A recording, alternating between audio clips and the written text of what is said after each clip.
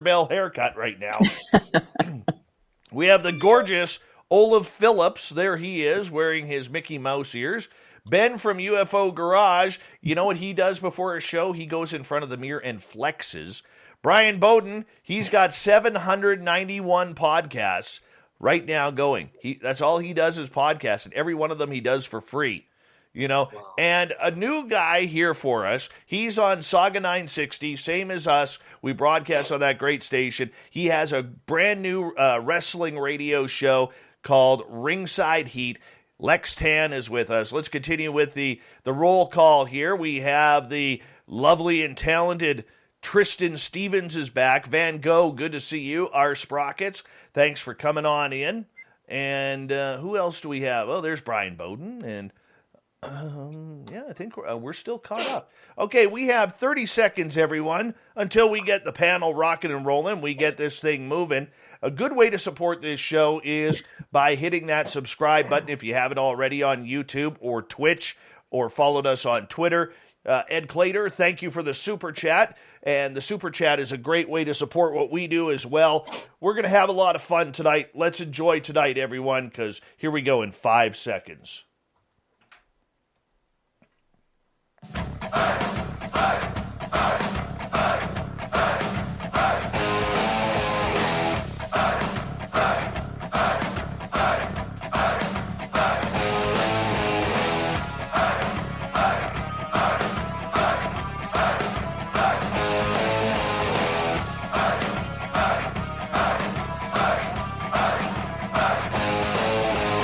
From the mountains of central British Columbia to you listening around the world, this, my friends, is Spaced Out Radio.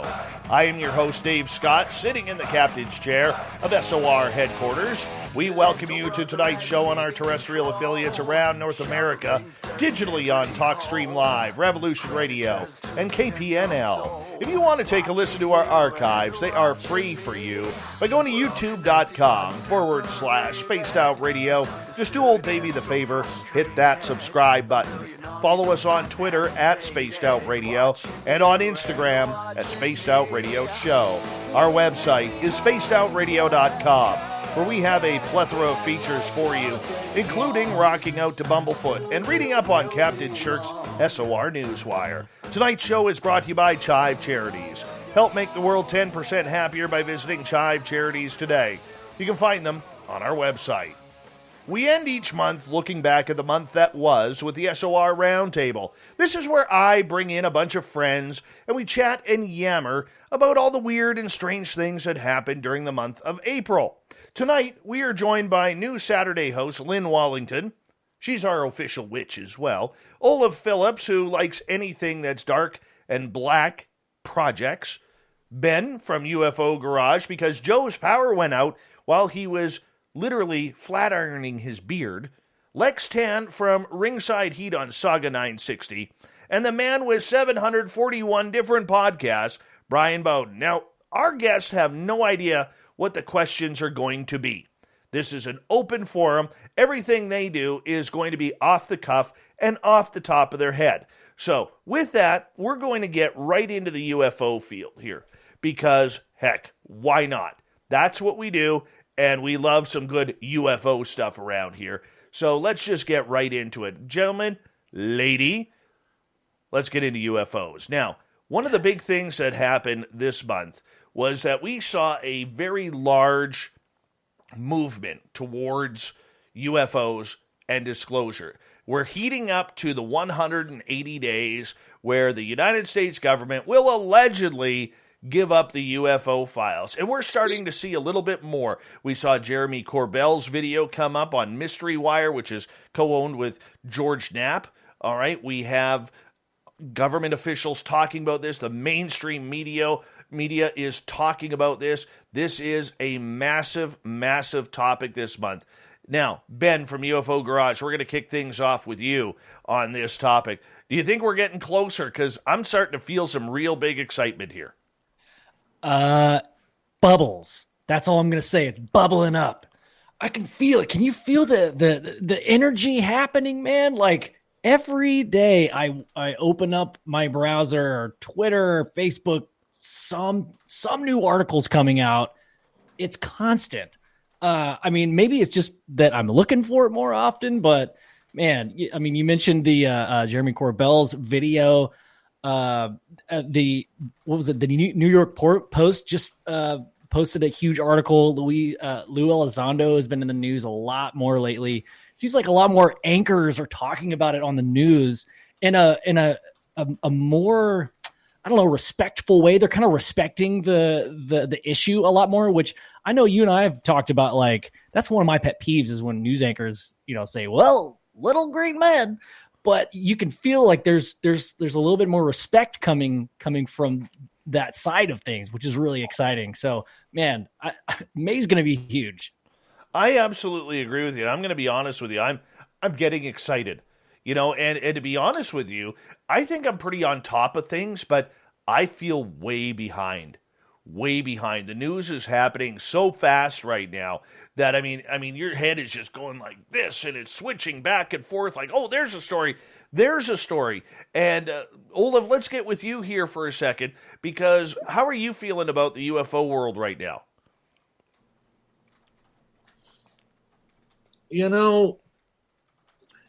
Every time this happens, it goes nowhere. I mean, it's like you asked me this before, right? It's Roswell case closed all over again. I think we're getting set up, and I think they're using it as a distraction for something else. I think they're covering something up with it. Why do you say that? I don't want to deflate the disclosure balloon, but I just don't buy it. Oh, that's not very positive, my friend. No, I'm Debbie Downer. But I actually think that's more exciting, because I think, if you look behind all, TTSA and their spook factory and all these guys that are coming out of it that are straight up spooks and heavily connected into the military industrial complex, I think there's something far better behind it than what you're seeing in the front. I think this is all a smokescreen. See, I used to think that. If they're fronting those UAPs, right? If they're fronting those, then what are they actually replacing them with? They only tell us about this crap after they've already built something that's way better. Right? They decom the U2 for the SR-71. They said, here's the SR-71. Then it was the Aurora, and yep. The TR-3B. I mean, you want to go down the Lockheed project list. They're hiding something, and I think what they're hiding is far better than what we're seeing. Oh, I'm not denying the toys. I'm totally not. Toys is the understatement.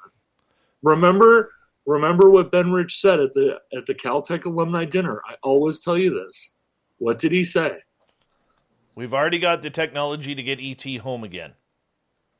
No, he said, not only do I have the technology to take ET home, I have the contract. Wow. That's a powerful statement. So, yep. All right. This thing is me Roswell case closed. All right, Bryan, let's get your opinion. Bryan Bowden. Yeah, I'm not going to deflate it. I'm just going to pop it. It's not going to happen. And I mean, I've been researching this, investigating it for 40 years, and it's the same setup.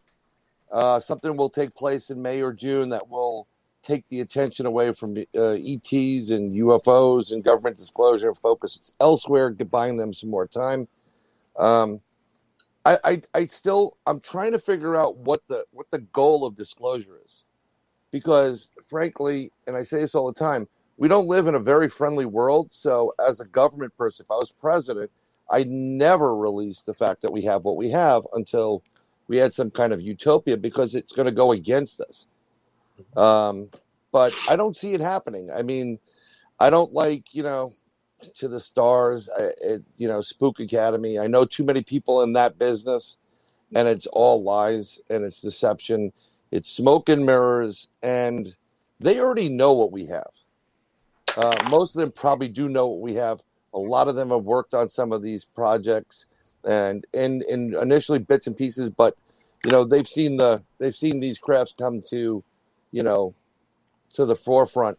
We are about 150 years ahead of everybody, in my estimate. and we don't need to disclose it. The only reason why I think disclosure will take place, or why people want it, is because they want an "I told you so" moment. I told you. See, I wasn't crazy. Look, I wasn't crazy. But anybody that's experienced these crafts, anybody that's experienced missing time, anybody that has constant abductions, they don't need disclosure. They know it's happening. And unfortunately, I don't know what the big deal is, because so when you say you believe in UFOs, no one makes fun of you at this point. What does it matter? I think that's a huge thing going on. Like in culturally being able to talk about it openly, and there's a little bit of vindication that I'm feeling that I love that happening, man.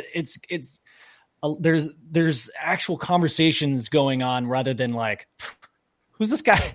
Who's this guy? Get the tinfoil hats. No, and I agree with you. And what I love about this whole, a lot of mainstream media are talking about it, and in general, a lot of people discussing it, is that it's on the table. It's open to everybody, and it's not, the ridicule isn't there as much. It's the same thing with other things like cryptids and what have you, unless you get into that woo factor, and then now you're being ridiculed by the people that were already ridiculed. So like you're the bottom of the barrel at that point. But you take 2 steps forward, you take 1 step back. I mean, they say that you get real serious, and then you have Fife Symington trucking out a guy dressed up as an alien, or the Air Force. That was 23 years ago. I think doesn't matter. Doesn't matter. Well, let's get Lex in here.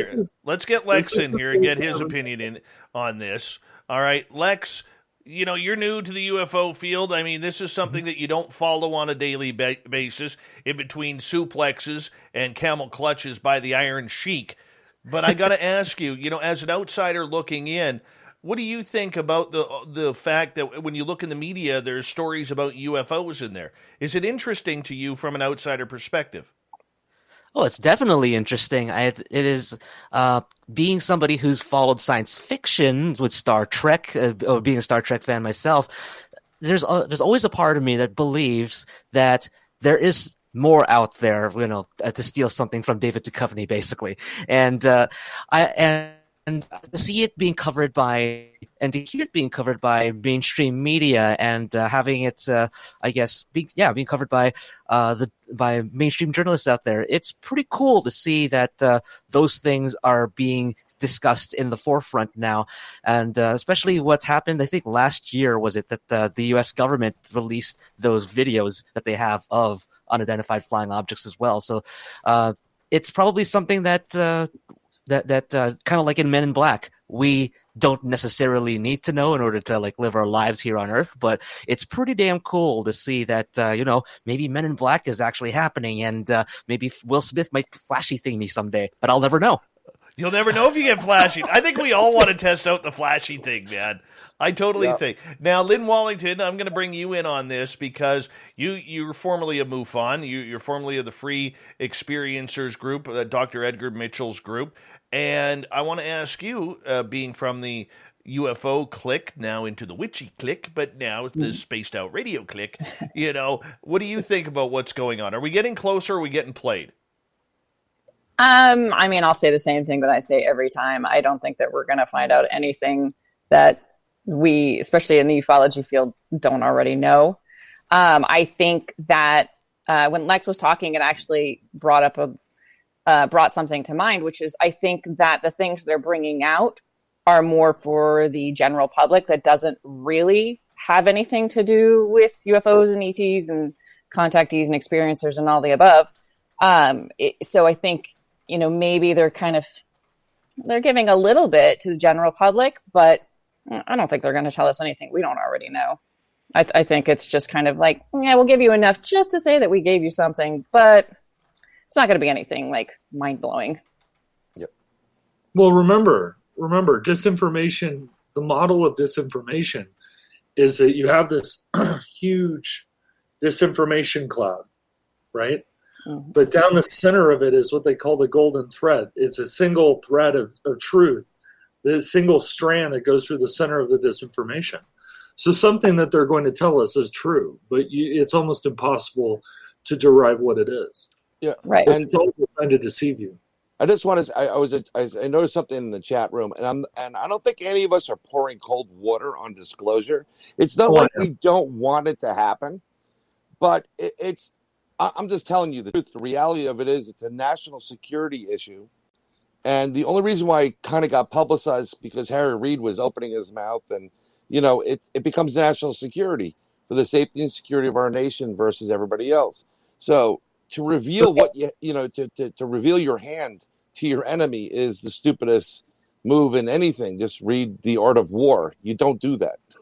I think that the difference between disclosure by the government, U.S. government, and disclosure by extraterrestrials.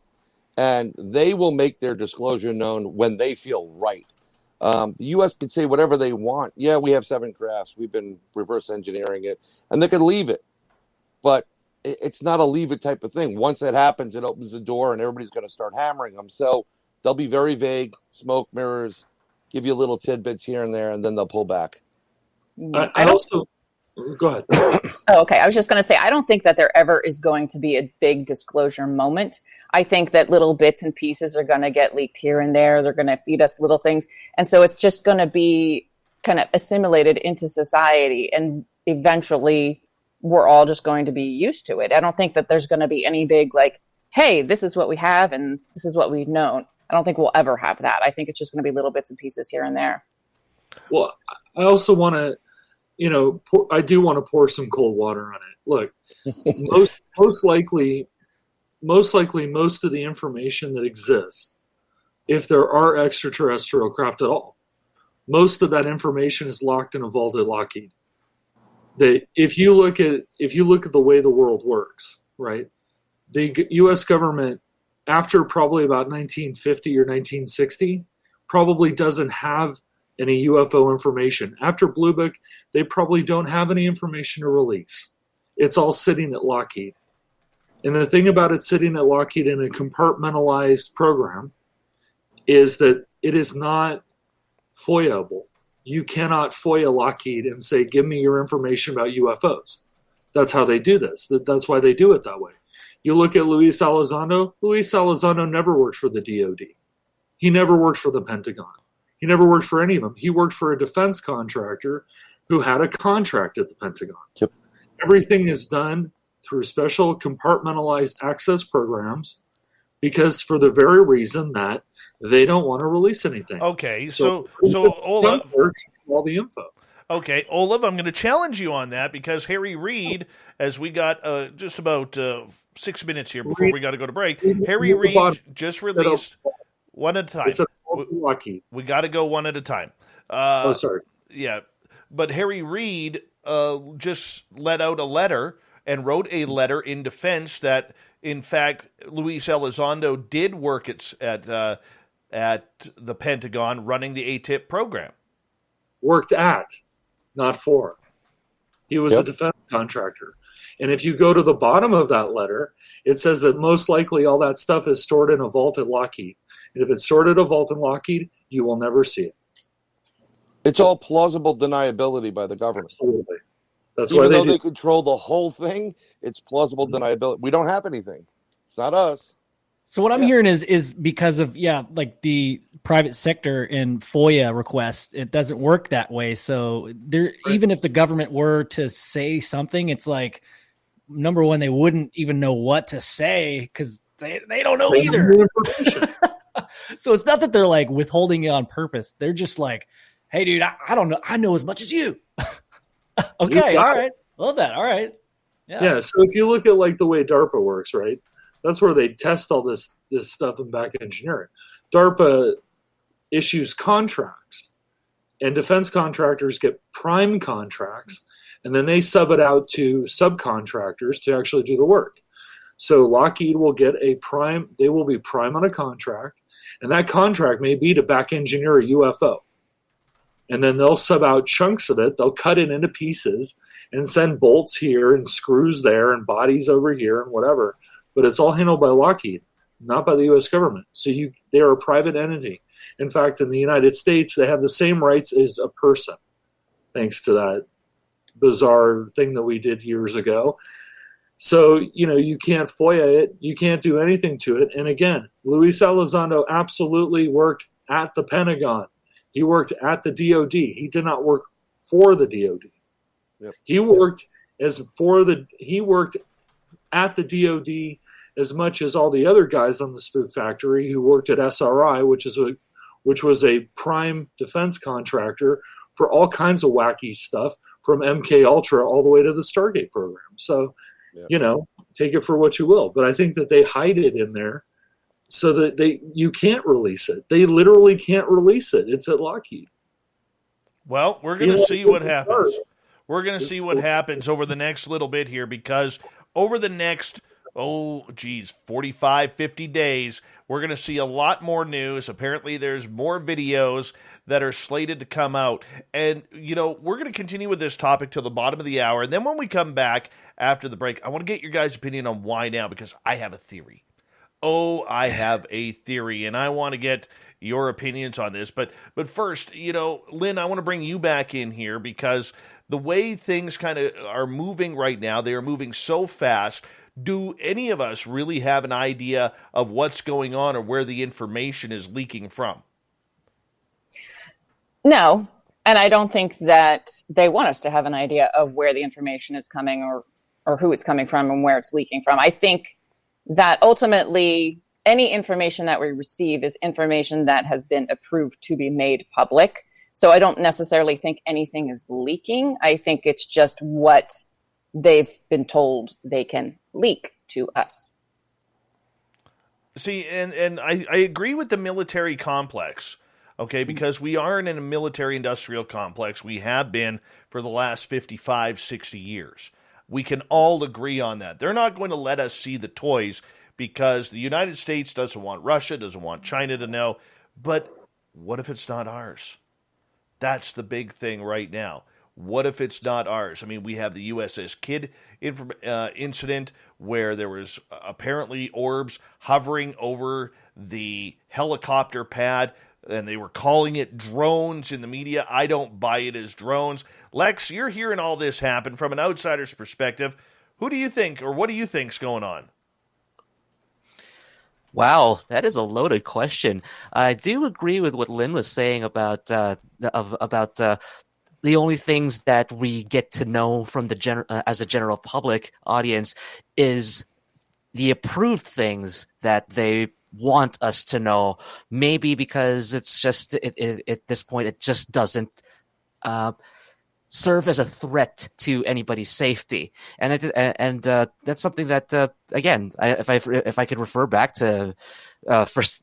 Men in Black, it's like, it's unless we need to know about anything that's going on here and it doesn't affect our lives, the daily life of the planet, then it should be, then it shouldn't make that much of a difference if we knew or not. But it would, I would love to see. I mean, like if it really was just drones, then okay, fine. But if there was really something like UFOs hovering over the USS Kidd, and we have that technology, I'm just actually really eager to see what kind of technology we'll have in the next maybe 10, 20 years, because if that all is available to us and we're only getting like an eighth of it in what we have right now, it's my future children and grandchildren are going to have some sort of like amazing technological future, and I'd love to be able to live to see that. That is the big question. What are they hiding? What are they holding back? And Ben, I'm going to give you the final word. We got about 40 seconds before we go to break. Okay. Yeah. So, I mean, you said something about why now. I've got a crazy theory, and I think it might take a little longer, but it has to do with the ocean, man. Why now? What's happened in the past 8 years? Well, for one, we can chemically say that the ocean has changed in certain areas, and there's a lot more water than there is land on the Earth. And maybe it's not interdimensional. Maybe it is, but it could just be our neighbor in the sea. I mean, I don't know if you read that article. I think there's something to it, man. It's Megalodon. It's Megalodon, my friend. That's who it is. As we have from Ringside Heat, Lex Tan on Saga 960 AM, Olav Phillips Brian Bowden, who has 882 podcasts from UFO Garage. We got Big Bad Ben. And the lovely and talented Lynn Wallington, our new Saturday night host on Spaced Out Radio's YouTube channel. We'll be back with more after this.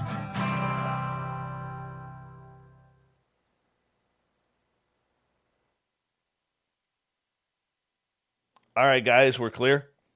Woo, baby. Okie dokie. That was a fun half hour. Yeah, that was cool. Time to change the Yep. light. Going green. Nice. Fancy Ben. That's the way he Making some goes. investments. That's the way he goes. So, Lex, just so you know how we work, technically we're not on terrestrial radio right now. We cut it up in the segments for terrestrial radio. This show will actually run Monday on Saga. Oh, I see. So Okay. that's Cool, how. cool. So technically, we are on radio break right now for our terrestrial stations.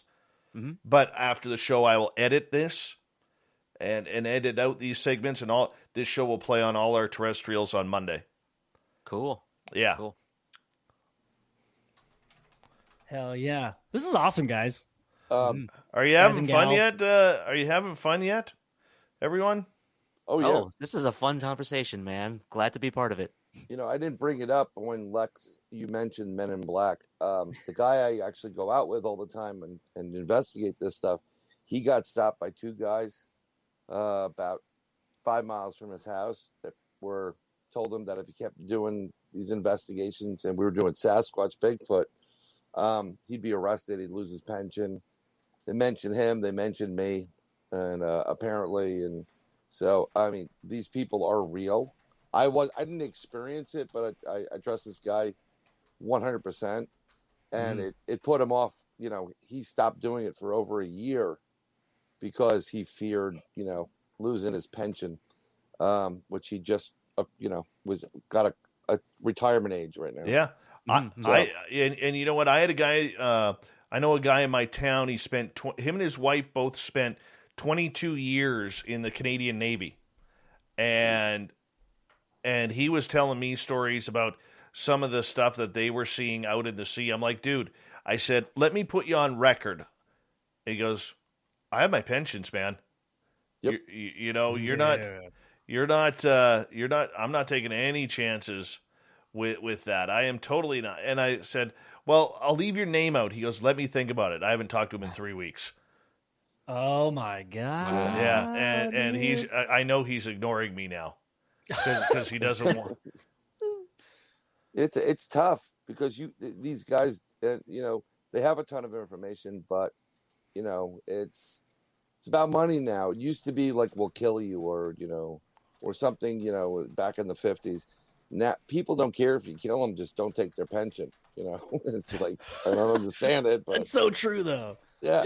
So unfortunately, I didn't hear it. I didn't hear the threat. I wasn't there for that. But when I went up, we do a live meeting for people who have UFO experiences, and UFO meeting upstate New York.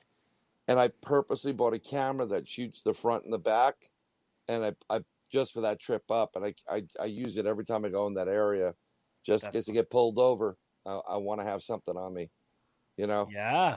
That's smart. That's But cool. yeah, I called a couple of my buddies that I know in companies that don't really exist, and I mentioned what took place, and they were looking into it. So a lot of the heat seemed to be pulled back. I don't know what was said, but I mean, I don't think any one of us is technically a threat to, the community or what goes on in UFOs and cryptids.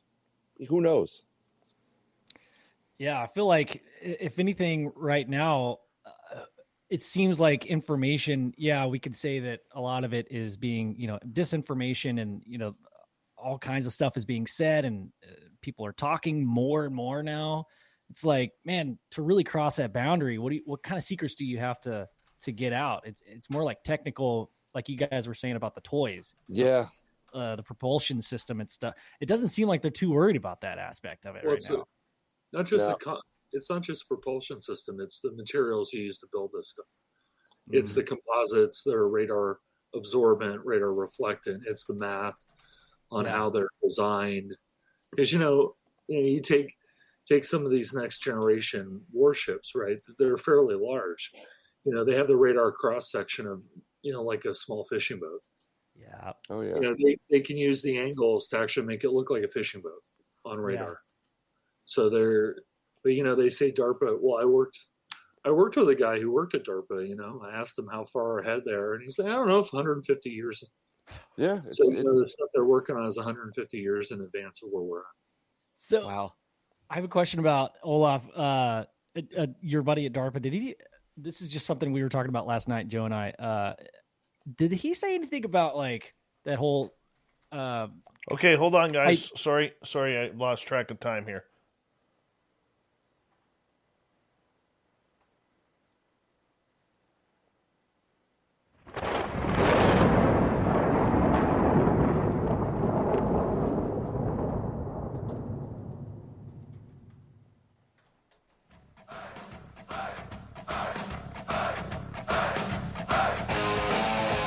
Second half hour of Spaced Out Radio is underway tonight.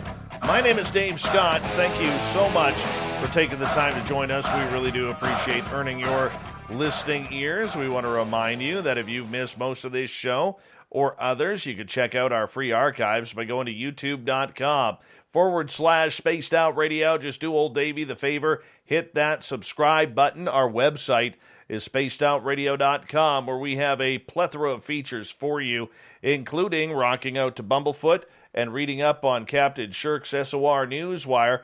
Follow us on Twitter at Spaced Out Radio and on Instagram at Spaced Out Radio Show. We continue on with the Roundtable tonight. Olav Phillips is here from Paranoia Magazine, the man who has 1,366 podcasts. Bryan Bowden out of the great state of New York. Lex Tan from Saga 960's Ringside Heat. I got it right. Ringside Heat. From UFO Garage Podcast, Ben, we don't know where Joe is. He just disappeared. We think the Men in Black may have got him. And, of course, Saturday night special, Lynn Wallington coming up on Spaced Out Radio. She's going to start here in about a week. In a week. I know, Lynn, I'm so excited for you. I'm excited for me too. You should be. You should be. Do you want to talk about your new show while we're here? Yes. Yes. Yeah. I mean, I guess so. I hate to take away from the rest of everything. No, but... you go right ahead, because we're going to do the same thing with Lex next. Okay. Yeah, so it's just, we're going to talk about all things witchy, UFO, paranormal, all kinds of good stuff. So my first guest is going to be a good one. So I think everybody will enjoy him. She won't even tip me off, and I own the station. I know. Surprise! This is great news. This is awesome. Thanks. Yes. We got her all set up, so she's going to be broadcasting live on YouTube, and that'll start at 9 p.m. Pacific, midnight Eastern. It's a 2-hour, not a 3-hour. One day she'll go up to the 3. She'll be like, I need more. And her boyfriend Dave's going to be like, no, you don't. No, you don't. Get to bed. Oh, yes. But we're going to have fun with it as well. Thank you for joining the team, Lynn. We love you here. Oh, thank you. We do. I'm excited. And our new good friend from Saga 960 Radio, Lex Tan, I already screwed it up. Ringside Heat is the wrestling show where he's going to get into everything from old school camel clutches to new school wrestling and big time talk. I got to tell you, Lex, I love wrestling. I'm a closet wrestling fan that I'm pretty public about, to be honest. But yeah, I'm excited for you, man. When's it coming on? It's going to be on starting tomorrow, 9 p.m. So Saturday night, 9 p.m. It's going to be a weekly show, and we're going to be talking about different issues within the wrestling industry. As you said, we're going to go into the old school. We're going to go into the new school. We're going to have good guests. We're going to have great roundtable discussions, just like we got over here on your show, Dave, and learning a lot from you, all from being here as well. And our first guest actually is going to be new for those who watch wrestling or follow it. Former WWE referee and Toronto boy himself, Jimmy Corderas. So he's got a lot of great stories and a lot of experiences to share. And he's a great guy to interview. Very gracious and very positive person to be around. I got to tell you, is there anything more useless of a job in life than being a wrestling referee? Honestly. Ooh, no, that's actually being a wrestling referee is actually one of the most important things that you can do because, as Mr. Corderas said to me, you gotta be doing your job so well that you're invisible in the ring compared to the guys, if you're, let's say you're Roman Reigns versus John Cena, you gotta make sure that those guys shine, and you do your job to make sure that the match flow goes well. You make sure that you don't count an accidental 3 when you should only be counting 2, and you gotta make sure that you're always in communication with the people in the back who are directing the show, and also feeling the crowd at the same time to know when it's time to hit those big spots, and to make sure that that the best finish comes through. I got schooled right there. All right. Why now? All right. That's the big topic here as we continue with the roundtable tonight. Why now? Why all of a sudden is UFOs and the potential of disclosure the hot button topic that is taking off? Now, last roundtable, we asked this same question. However, the news has not slowed down. But Old Davy's been doing some thinking in the shower while sitting and doing my thing in my office at work, while driving around, looking up in the sky, after Spaced Out Radio, when I stare up at the stars at night, and I'm wondering, why now? And I've come to two theories on why I think UFOs are in the hot seat right now. Number one, and on a scale of 1 to 10, I don't believe this, but I'm going to put it out there. We could be in for an alien invasion false flag. Number 2, which I do believe, and I'm not going to say how, who, what, when, where, or why, but I do believe this one. I think we've had contact. And I think there was probably a date given. And that's the reason why I'm not saying how I know this or if I know this. All right? But this is where I think that we are the reason why we are now getting into the why now. Because the why now question is being asked by no one but us. No one. Ben, I see you kind of pondering there, man. What do you think? Well, you gave me goosebumps because that's just it really fits, man. Your number 2, the number 2 idea or scenario is that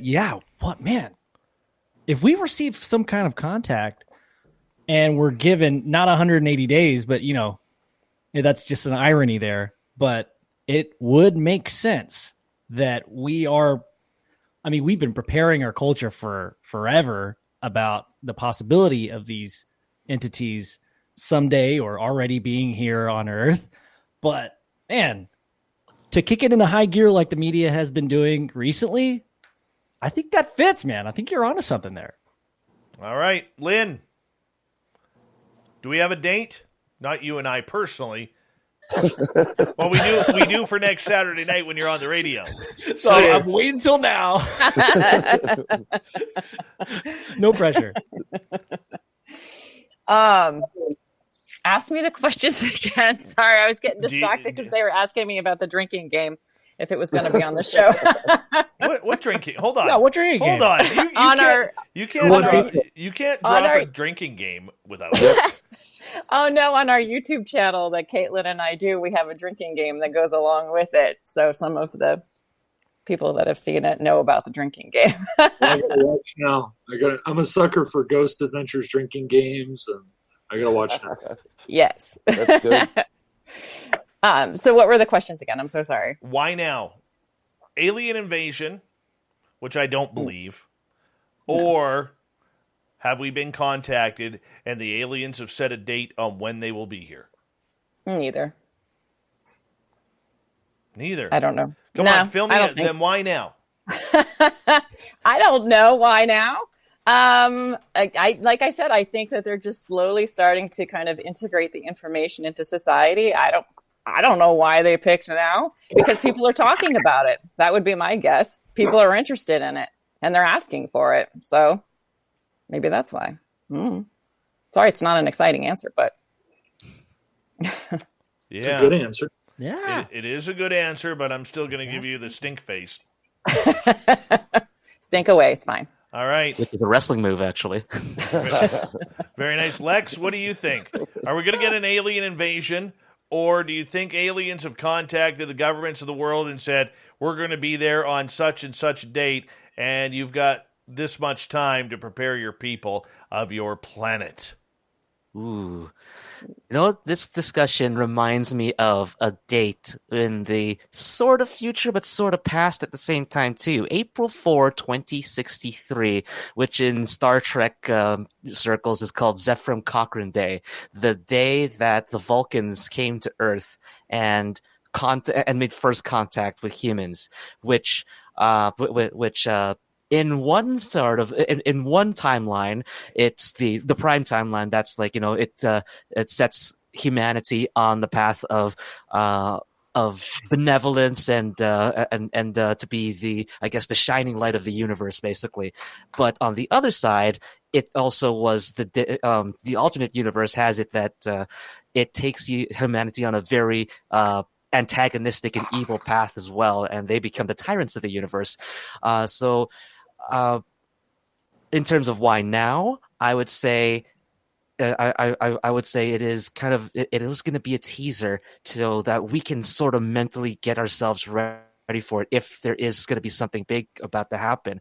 But at the same time, what could it mean? Could it be that because we're not ready for these things, we're a lot of as a whole, we're kind of xenophobic species, honestly, and we need to be eased into this thing if this all comes to pass. Well, we are jerks. Let's face it. We are jerks. Yeah. We are a jerk of a species. We're not a happy species.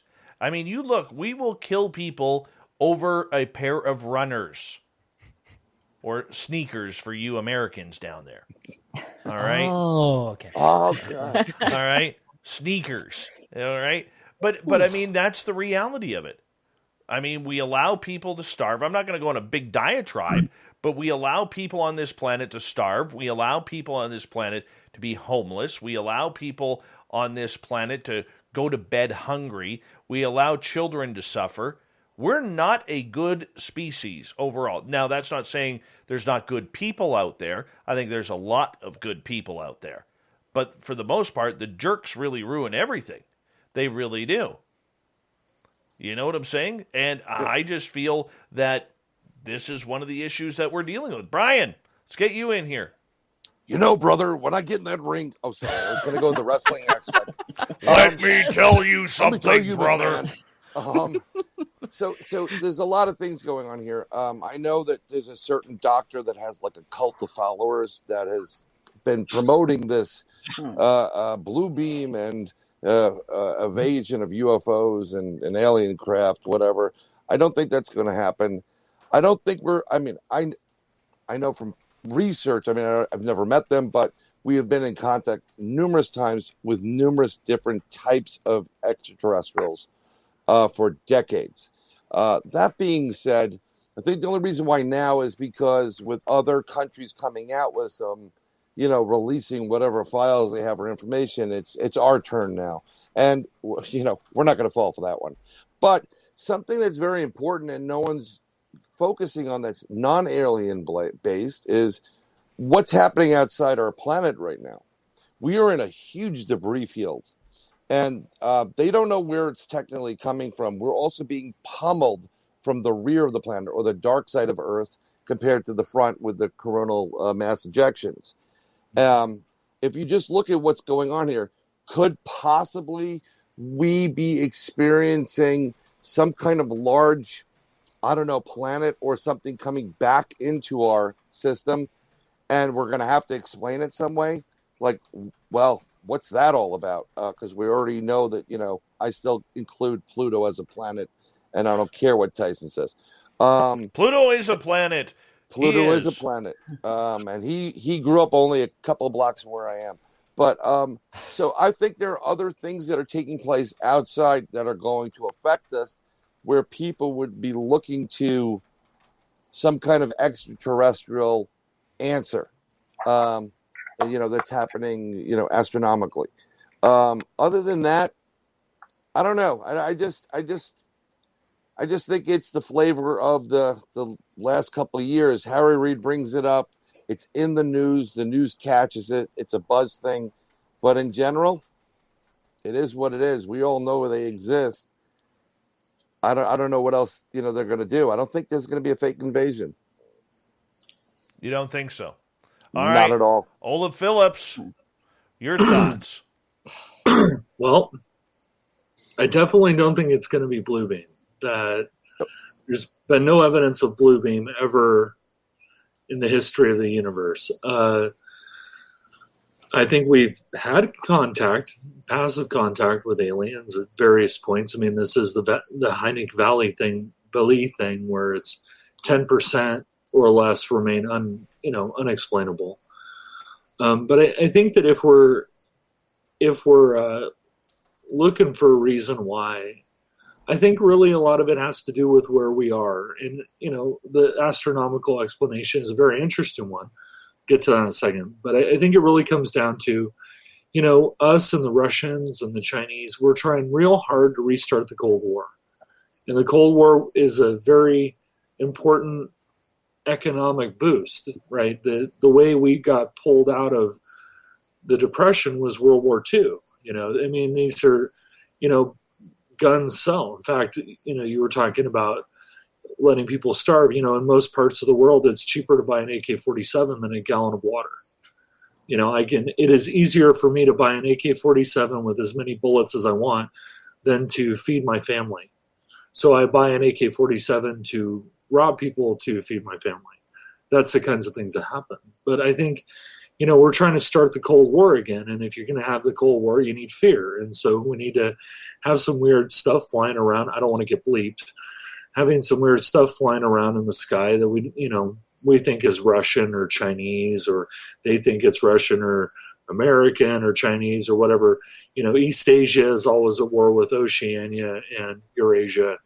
Then Eurasia is always at war with Oceania and East Asia, and it kind of rotates around from 1984. So I think that's where we're at. One interesting thing about the astronomical thing that he was talking about is that there's a kind of interesting show that actually premiered on NBC. I don't generally watch, the main networks, NBC, CBS, ABC, but there's a show in there called Debris, and the whole point of Debris is that they detected an alien ship passing through our solar system that was disintegrating, and a lot of the debris, the wreckage from it, crash landed on the Earth, and it has these bizarre properties. I think that's reinforcement, subtle reinforcement of the narrative that there's something going on, and we're going to be told about it. And whoever it is, Dr. Cult Leader, he's going to summon some blue chicken people, from some other planet, and they're all going to save us. But it is interesting that at this time, a show like Debris comes out. When the UFO experience was kind of breaking the mainstream, you had X-Files come along. I mean, they kind of coincide. So, but no, I don't think there's a date. I don't, I'm always interested in the story of Holloman Air Force Base and Eisenhower, supposedly meeting the aliens, and Richard Nixon taking Jackie Gleason out to show him the bodies. And that one actually apparently has some credibility, but, I don't think they're going to land on the front yard of the White House and say, hey, we're here. No. I got to ask you right now, who has the crickets? I muted my microphone. So did I. That's got to be Olav because he's in California. No, dude, the crickets sound awesome in the background. They do. They sound nice. Yeah. Should I light a fire? Mm-hmm. Yeah. Yes, unless you got mantids back there. Are they mantids and not crickets? Olav's got mantids. Mantid. Yes. I didn't know to use it. Yes. Sharpen the spikes. They're coming. That's right. My part of the discussion is this, guys, as we kind of continue on through the top of the hour. We got about 4.5 minutes to go here with the first hour almost complete. I really do believe, and I know I'm going to be in the minority here, but I really do believe that there was some sort of contact made. Now, I also believe that we've had contact for years. So let me rephrase the question. If we have had contact for years, are we getting closer to that date of arrival? You don't think so, Olav? No, I don't. I have no doubt that UFOs are flying around in the air, piloted by aliens or interdimensional beings, whether you like aliens or ultra-terrestrials, whatever flavor you like. But I have always maintained that they are studying. And the way that I think about it is that I'm going to date myself, but when I was a kid watching Battlestar Galactica, right around then I'd watch a show called Mutual of Omaha's Wild Kingdom with Marlon Perkins. Who didn't watch that? My favorite episode of Mutual of Omaha's Wild Kingdom, Marlon was a unique guy. He actually did stuff, unlike Jacques Cousteau or the people of that era. He didn't just stand there and go, well, those are the buffalo. So my favorite episode of Wild Kingdom, Marlon went up with a tranquilizer rifle into a helicopter, and he was chasing a herd of buffalo. And so he finds this poor buffalo, and he decides, well, that's the one. And so he shoots it with a tranquilizer rifle. They land the helicopter. Marlon gets out. Suddenly, the vets and all the researchers descend on this poor buffalo, and they tag him. They put the tag in his ear. This predates chipping, but they would have chipped him. They measured his teeth. They took a sample out of his stomach. They took bits of his hair and other biological material. Now, if you take the helicopter and turn that into a UFO, and you take Marlon Perkins and you turn that into a gray alien, that sounds an awful lot like an abduction. Yep. So for me, I've always likened the abduction scenario, the implants, all that stuff is very legit. I've seen UFOs that defy physics myself. I think that some of them are alien or ultra-terrestrial in nature, but I think that they're doing what Marlon was doing up in that helicopter with a tranquilizer rifle. And if that's what they're doing, having studied anthropology, the one thing that you learn not to do is to go walk up and say, hey, I'm here. Well, there are some people like Chagnon that have done that. But Chagnon, as an example, when he dealt with the Yanomami, they lied to him for 5 years. They completely lied to him. They took his shiny trinkets and his pickaxes and shovels, and they told him absolute BS for 5 years. Until basically he married a Yanomami woman. Then they told him the truth. So, I don't think their game plan is to land. Or they would have done it. Somebody's going to marry an alien. All I'm going to say is Marlon Perkins looked about 85 years old when he was 32. Yep. Yeah, he was a badass up in that helicopter with his tranquilizer rifle, I'll tell you that. I use the same example when I talk about what's going on with UFOs and abductions. It's the same thing.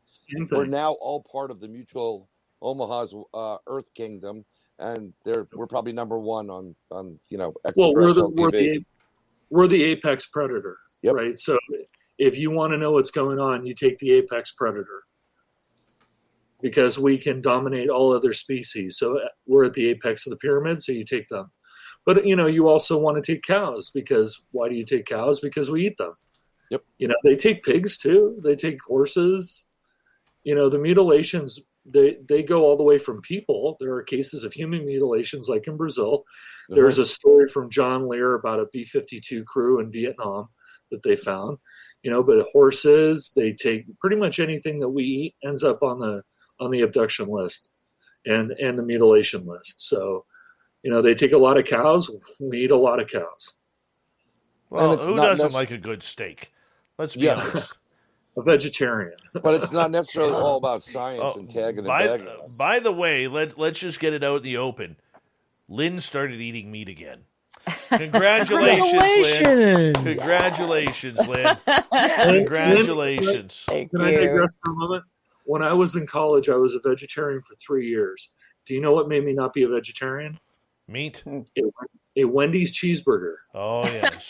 That'll do it every time. Gentlemen and lady, I'm going to get you guys to hold on right there because we are going to go to the break here at the top of the hour. 1 hour down, 2 hours to go of the SOR Roundtable. It happens near the end of each month where I bring in a great panel like this one. We got Lex Tan from Saga 960's Ringside Heat.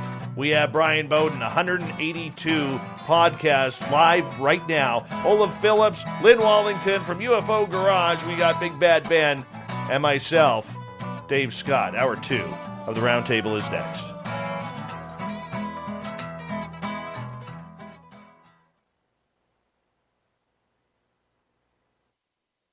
All right, I'm going to run my dogs out. Thanks, Ryan. Now you got me embarrassed saying that. He did. I almost said it like at the same time you did. Hey, Rye Till You Die did a video on his YouTube channel that literally is about me to the music "Who Let the Dogs Out" and me saying I'm going to let my dogs out. No way. Yeah, it's amazing, dude. That's amazing. Somebody post that link. Princess Denali, can you post that link in YouTube if you don't mind? It's freaking awesome. I'll be right back, guys. You chat away with our YouTube crowd. I'll be right back to you guys. Marlon Perkins, baby. I'll be right back. Yep, Marlon Perkins, and it was always like, and Jim's going to go into the helicopter, and Jim's like doing all the work. I remember. Because growing up, all we had was we had a lot of the Wild Kingdom. But as far as this type of genre is concerned, all we really had to deal with was In Search Of. I mean, they had a couple of shows, but that's where I got my stuff. I'm a 70s kid growing up in the 70s, So, over here, I have the soundtrack to In Search Of on LP. Great. I have a whole In Search Of collection. I'm obsessed about it. And it's funny, we didn't even have quality books or publications. There was one, I forgot the name of it, but it had Loch Ness and Bigfoot on the cover. It was a small paperback. And when that came out, that was the best you can get. When I was in elementary school, I saw a UFO, and I went into the library, and they had Veli, Heineck, and Brad Steiger. And I read Mysteries from Beyond Time and Space because in third or fourth grade, it was the only one I could comprehend. Yeah, I mean, some they didn't even get into they wouldn't even talk about physics. It was all Buck Rogers and science fiction stuff, But, Brother Brad, though, he was a good guy, and he wrote some really good books. But he was a storyteller. Yeah, It's interesting. I get to interview some of those guys, some of these people that I watched on television or I heard about, and it's just amazing connecting with them and becoming friendly with them. So you can actually have more conversations with them. That's the best part. I mean, everything we do, I founded and direct the New York State UFO project with my buddy. And we do it because there's a lot of people that have come to us and said they're scared out of their minds. Like, what do I do? How do I stop UFOs? I have a lady in New York, upstate New York, sent me video from night cameras. And in one of these videos, you zoom in, you see a gray's head peek up and kind of turn and look around a little bit. She wants to call the military, get them out of here. I'm like, I can't.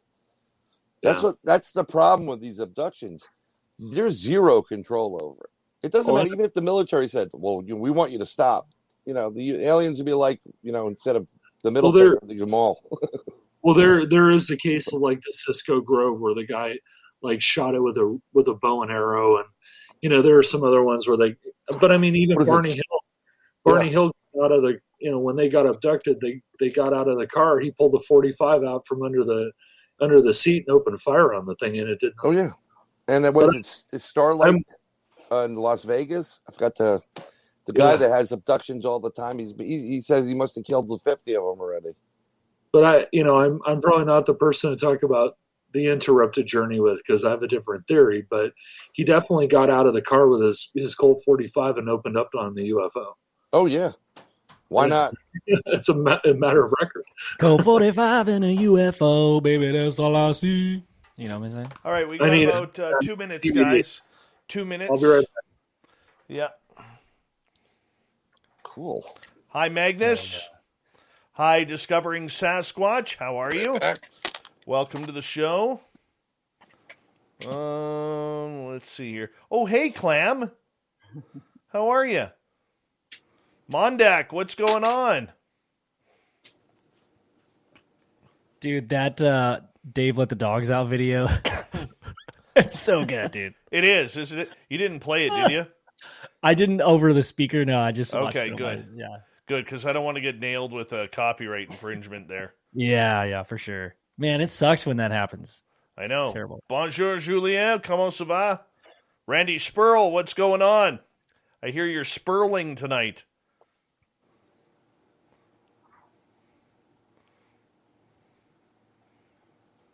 Texas barbecue, cloudy. Yes. Lynn, you gotta come down to Austin. You gotta get some Texas barbecue. I know. Dave Well, you know what? needs I that. spent a lot of my summers in San Antonio, so I've had Texas barbecue quite a bit. Okay. I was wondering because I remember something about you being in Texas at some point. So yeah, that's awesome. Yeah, I used to go to Rudy's all the time. Oh, San Dave wants to go to San Who doesn't? Antonio. Who doesn't? Oh my god. Hi, Aaron. How are you? Lex, are you having fun? I'm having a blast here, guys. This is awesome. I could tell Oh, by yeah, the man. smile on your face. She's like, I don't know what the fuck we're talking about, but I'm telling you, this is good stuff. I feel, I mean, like, yes, I'm the outsider and all this, and I'm the newbie here and everything. At the same time, I'm like, feeling like I'm referring to everything pop culture, but you guys are talking about some like real stuff here, and it's just and so I'm just like, okay, well, maybe I could be the pop culture guy. Hey, Hey, Barnabas. I love that you dropped the Star Trek reference. I think that's awesome. Okay, guys, Yes. hold on here, okay? We're going to get going here. Hi, gorgeous Marie. Welcome to the show. Thank you to Cat Chaser, Ibarata, Olav, and Ed for the super chats. It's a great way to support what we do on the show. Here comes hour number 2. You're listening to Spaced Out Radio with Dave Scott. Follow Dave on Twitter at Spaced Out Radio and on Facebook, Spaced Out Radio Show. Here we go with hour number 2 of Spaced Out Radio tonight.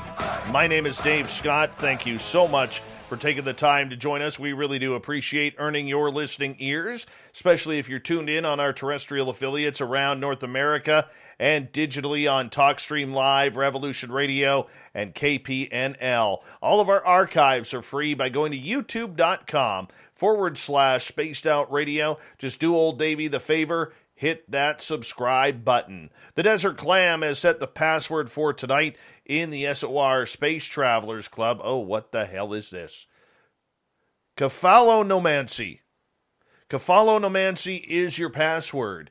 Use it wisely, space travelers, as the Clam sets the password each and every night right here on Spaced Out Radio. Our website is spacedoutradio.com, where we have a plethora of features for you, including rocking out to Bumblefoot and reading up on Captain Shirk's SOR Newswire. Follow us on Twitter at Spaced Out Radio and on Instagram at Spaced Out Radio Show.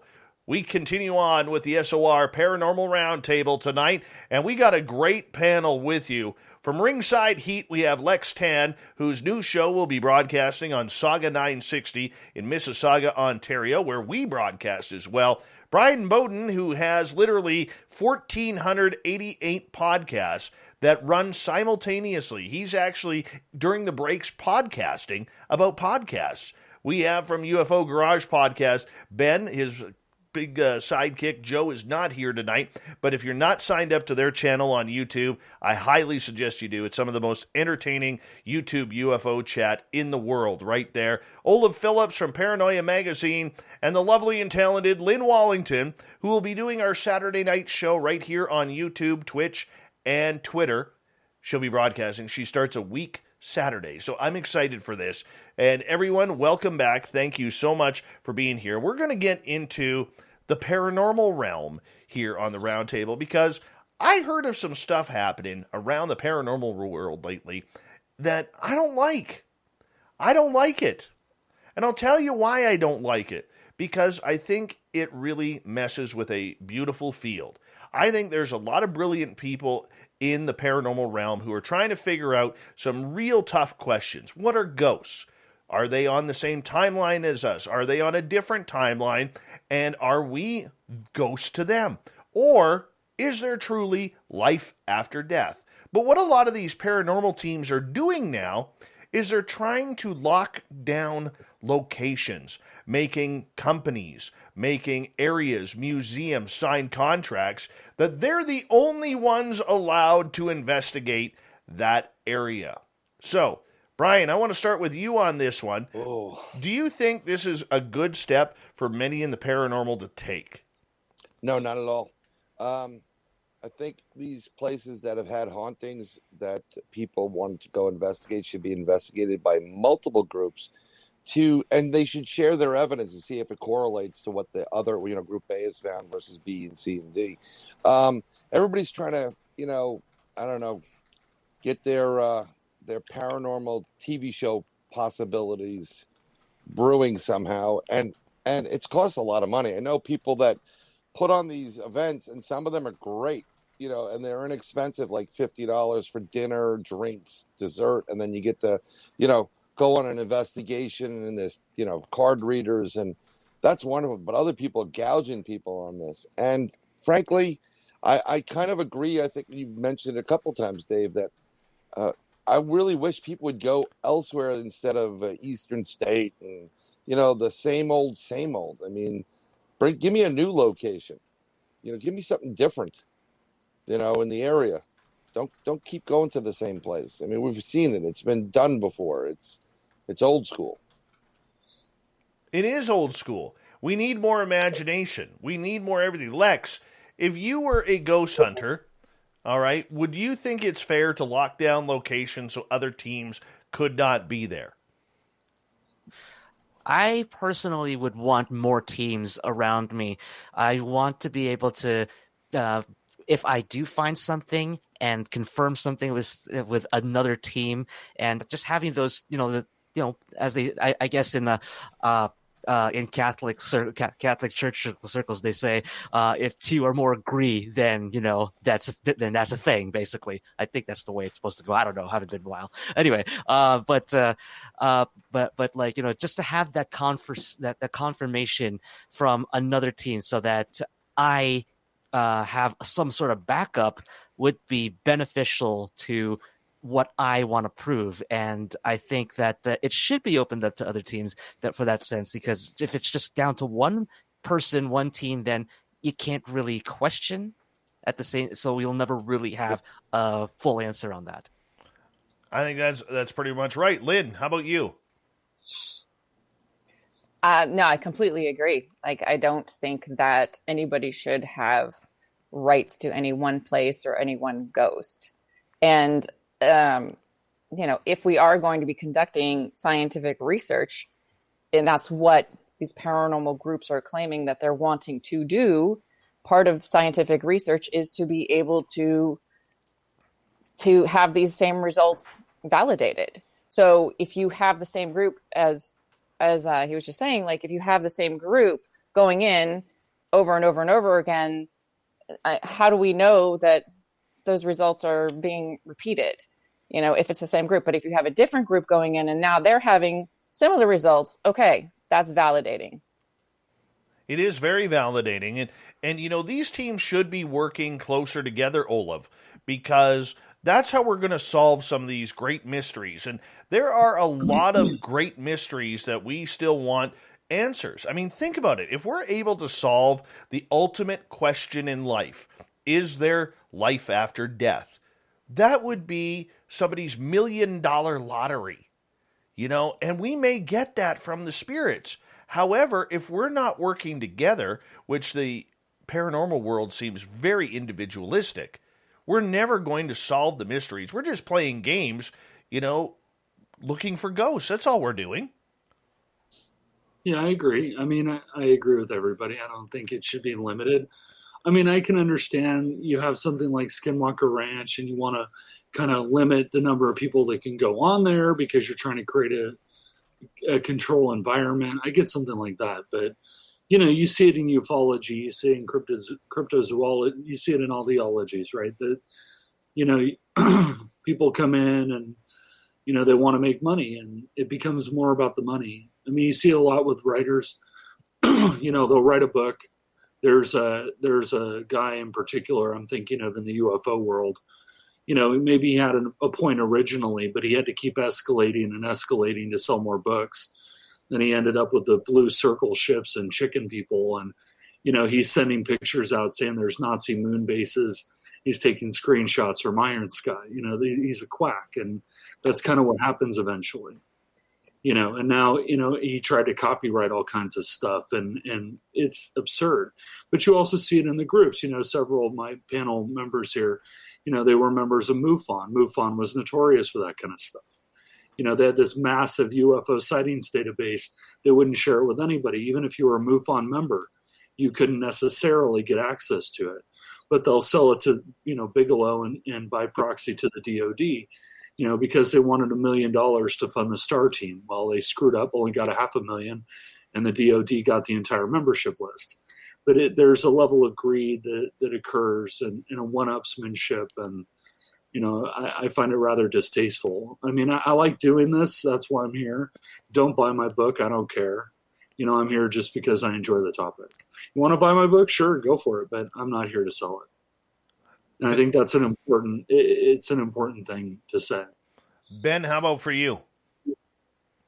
Yeah, man, I think some of it's a little bit of human nature. I mean, for sure, a lot of people want to see, a lot of people would love to see an alien or a ghost, and then they probably never will. But there are the select few that it just comes naturally. They've been seeing sightings of ghosts and entities and, hearing things audibly throughout their whole life. Doesn't mean they're crazy, but it does happen a lot. I think a lot of people on this panel and people listening to this show are either interested. Well, they have to be interested in it, but something's happened to them, right? Like something's going on. So if you are in this world where it's kind of a coveted thing to experience something, that's like the holy grail. Like, oh man, I want to relive my experiences so bad that I would, I'd do anything to go back and redo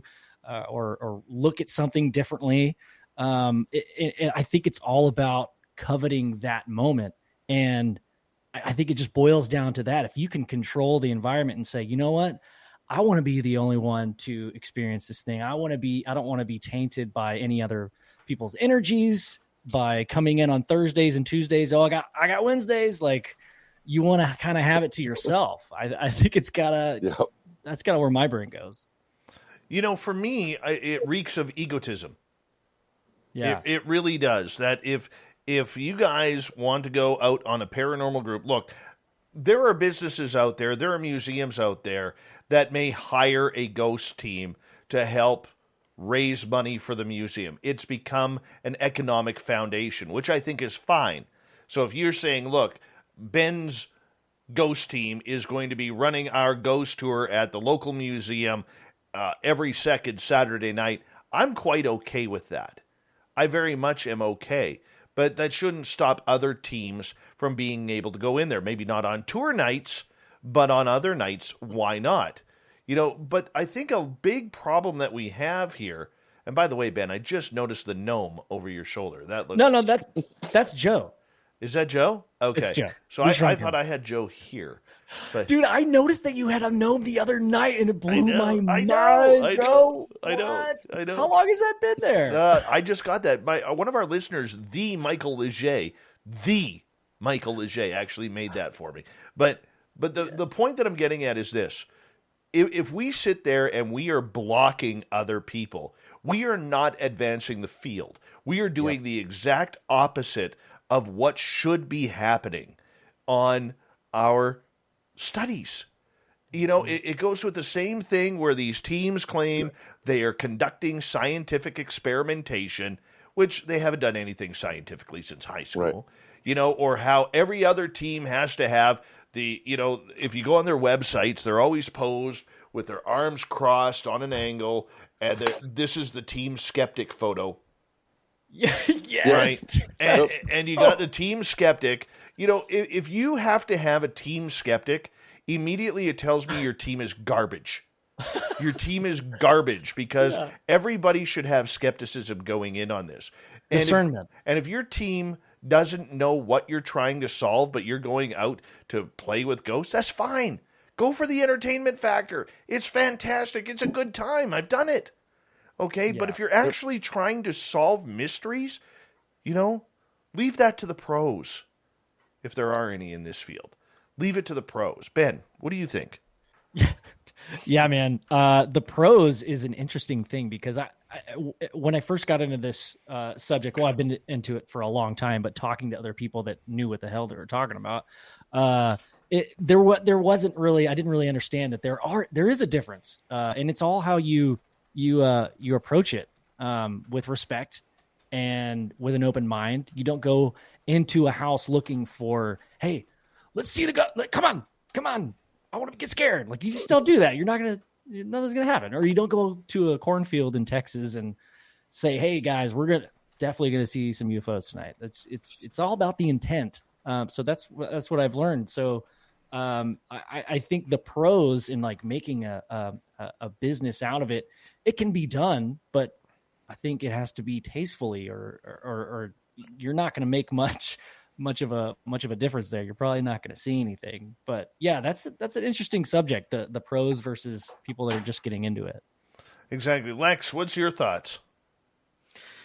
Well, in terms of being in terms of having professionals handle it, that's something that I would have to trust. If I know there's a professional handling it all, then I could trust what they are talking about, and they have that sort of credibility. Not to say that the average person who has done their research and their due diligence doesn't have doesn't have that credibility among them, but I would put it this way.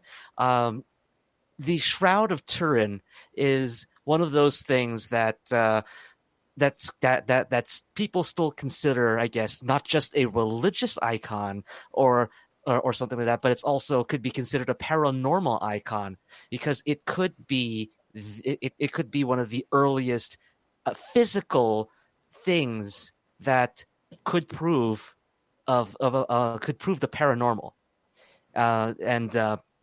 and seeing how the research on that, on the blood and on the blood that's found on it, and then and the way the cloth has been weaved and everything, just to be able to take the scientific method and put it all together. They took a whole bunch of different scientific groups from around the world to study this thing, and even up to now, it's still sort of inconclusive because more information has come out and another piece of information has come out. So in the end, the pros can handle it and everything, but we could end up with more questions than answers. But I could still trust those questions because they come from the pros. Absolutely. And I think we need more pros, but we also got to be critical of the fact that we don't know what we're solving. We don't know if it's life after death. We don't know if it's people running on other dimensions. Lynn, do you think that we are the ghost to some of these ghosts that we are dealing with? It's certainly possible. We don't know how they perceive us. So, we still don't know exactly what they are. So I think that's an impossible question to answer right now, but it's possible. Maybe we come across as ghosts to them. But what about the criticalness that we should be having in this field? How are we going to solve anything if we're not being critical with the information that's coming out? And most people are just out there for being hobbyists and enthusiasts. Well, again, we don't know everything. We really don't know much of anything. And like a lot of science, it starts out anecdotally. And I think that we're still in the very, very beginnings of our understanding of this field. So no one's an expert. Some people have more experience than others. Some people attempt it in a way that maybe is more scientific than others. But I don't know that you could really call anybody an expert. So I think we're all still learning right now. And when you yeah, that's it. when you get into the term professional and professional and scientific, what makes someone a professional in the field of ghost investigations? I don't like calling it hunting anymore because we're not going out there with a 30-06, shooting up someone's house. So what makes a professional? Is it the way they conduct themselves, or the fact they got paid? Because most of the time people can't, take, oh, if I'm getting paid, I'm a professional. That's how they do it. I personally go on the other spectrum. It's how you conduct yourself. And when I talk about science, I studied physics, astrophysics, and astronomy at one point, thinking about going that field, but you couldn't make money in it. I didn't want to be a professor, so I went to business. But when I talk science in there, and I agree with you, Dave, all these science terms, I'm just trying to replicate what happened over and over again. See if someone else can replicate the same, test or experiment. That's my science thing. But other people are trying. I don't know what science they're talking about, and so I think, I'm just trying to figure out who's the professional. Is the one that conducts themselves properly, or the one that's getting paid $150 per person or per couple, to run the library, the old lighthouse where Old Man Witherspoon lives. I think I know him. Old Man Witherspoon. Who is that? Yeah, he used to sell beans, man. He used to sell beans, dude. I know that guy. He's in the Scooby-Doo episodes all the time. It's Old Man Witherspoon at the lighthouse. Yeah, man. So he sold beans, dude. I mean, we don't charge when we go to an investigation. We're trying to help people out, actually, and we know our limits. Our limits, in far as that kind of in the paranormal, you get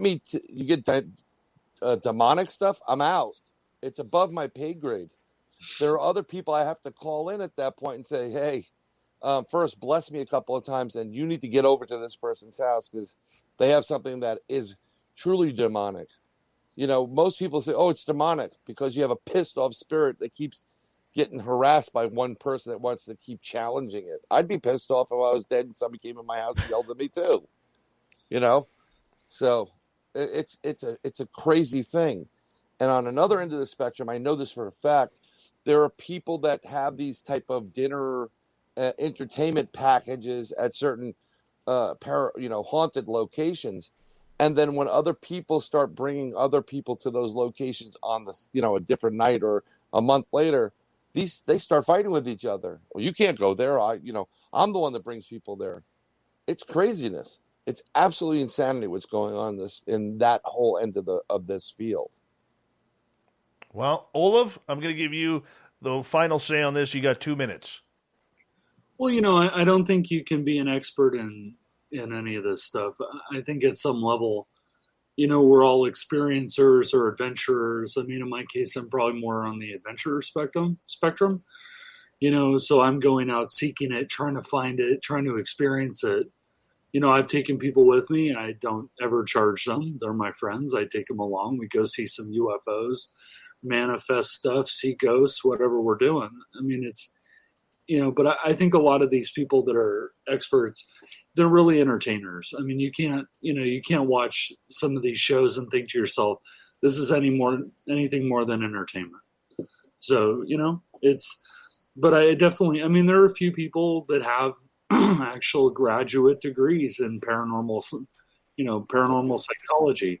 And, they're using the scientific method, but those people, I think there are probably 5 in the world, and we, if you're going to be a professional, it's not about how much money you make. It's about your method.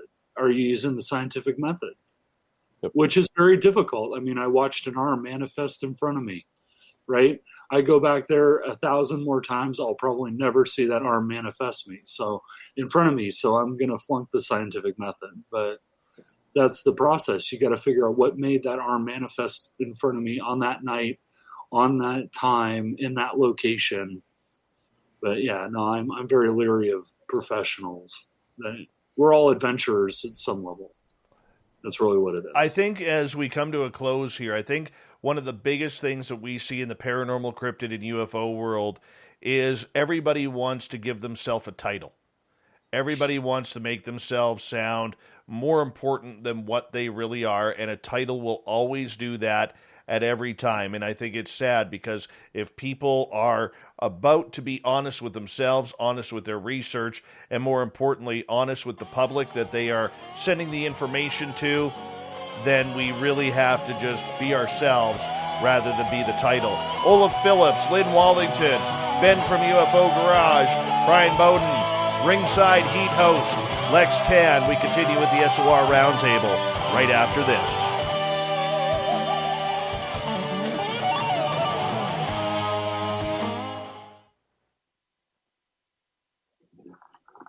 All right, we're clear. Is that Bigfoot Olav, dude? That's awesome. Is that a Bigfoot with a gnome? Yeah. Is that what that is? Are you serious? It has a gnome on its that's arm? awesome. Come on. Oh my I'm God. feeling. Cool. That's I'm feeling amazing. so- I've got a few gnomes in here, actually. I'm feeling so gnome deficient. You guys all have gnomes. I've got a fake alien, but no gnomes. Hold on. Well, you guys There's all- somebody you guys all knocking at have my door. gnomes. Hold I'll on. put it in mine. There you go. Oh my God. It's Carl. Someone's knocking at the door. Come back. Oh, what the fuck are you doing here? Jesus. Oh. He's gone. They took him. You left your wallet on the ship. Yes, dude. Oh my It's God. hilarious. Yes. Don't do this at home, kids. That's awesome. Oh boy. Yes. Nice. I am Elovni Volador. I am There back. you go. Nice. Oh, I was going to wear my wrestling mask. Hold on, I gotta That close was the the door. question. I was just starting to look for it on eBay. Alien-based wrestling mask. That's the crossover right Dude, there. yeah. Alien. That would be fantastic. That would be awesome. How much time before we get back on, Dave? We got a couple. I'm not Dave. I'm Elovni Volador. Yeah. Oh yes, yes, okay. Yes, Mr. Diablo Evlov. Yeah. How much time do we have left before we get back on? About 4 minutes. Okay, I'll be back in a sec.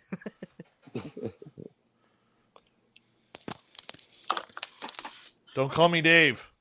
I am Elovni Volador. OVNI. Wait, are you saying OVNI? Elovni Volador, the flying UFO. That's okay. Yeah. OVNI Volador. Hey, the gorgeous and talented Nicole Sakic is here. For I am Elovni Volador.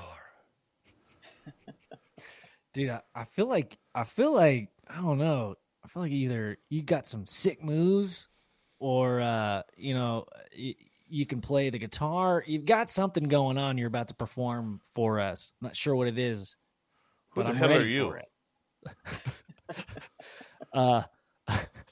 I have just stepped in the ring. I am Chancho Nino. Rookies. Rookies.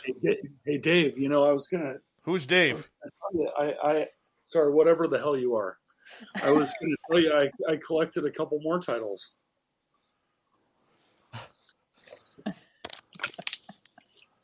What does that say? Paranoia Conspiracy magazine. Oh, very nice. You're a paranoia conspiracy reader. Yeah, when I had the guy make it at Disneyland, he was like freaking out. I had to slip him a 20. That's amazing. He's like, is this a joke? And I'm like, no, I own the magazine. Dude, yes. That's amazing. I'm the Moscow Marauder. You've stolen the property of the USSR, Mr. Gunn. Do I need to go get my Spetsnaz beret? I have one. Hold on. I'll do a half an hour and a half. Why not? Man, I gotta get me a mask. You guys look so cool. Right? Now you know how I eBay. feel with the gnomes. eBay Yeah, is your source. Go Lynn, to eBay. You need mask. You need mask and gnome. I do. I need a gnome mask. Oh my God, yes. Perfect. See, I have a Rey Mysterio mask myself, but it's like buried in my closet right now. This is the only thing I could get out at the moment.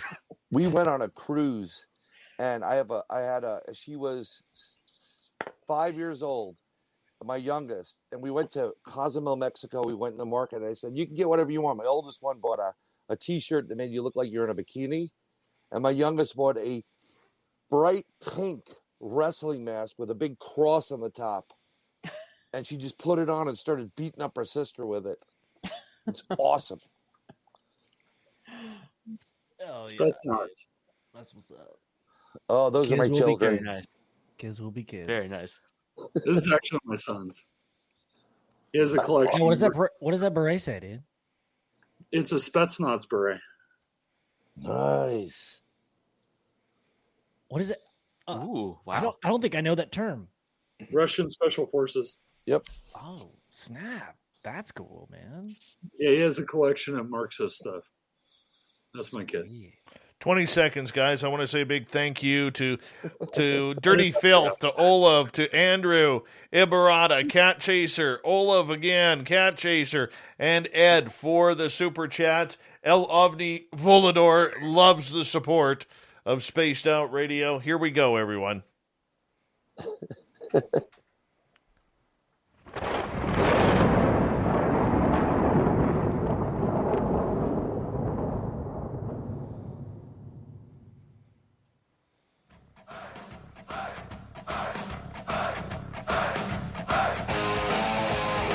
We pass the halfway point of Spaced Out Radio tonight.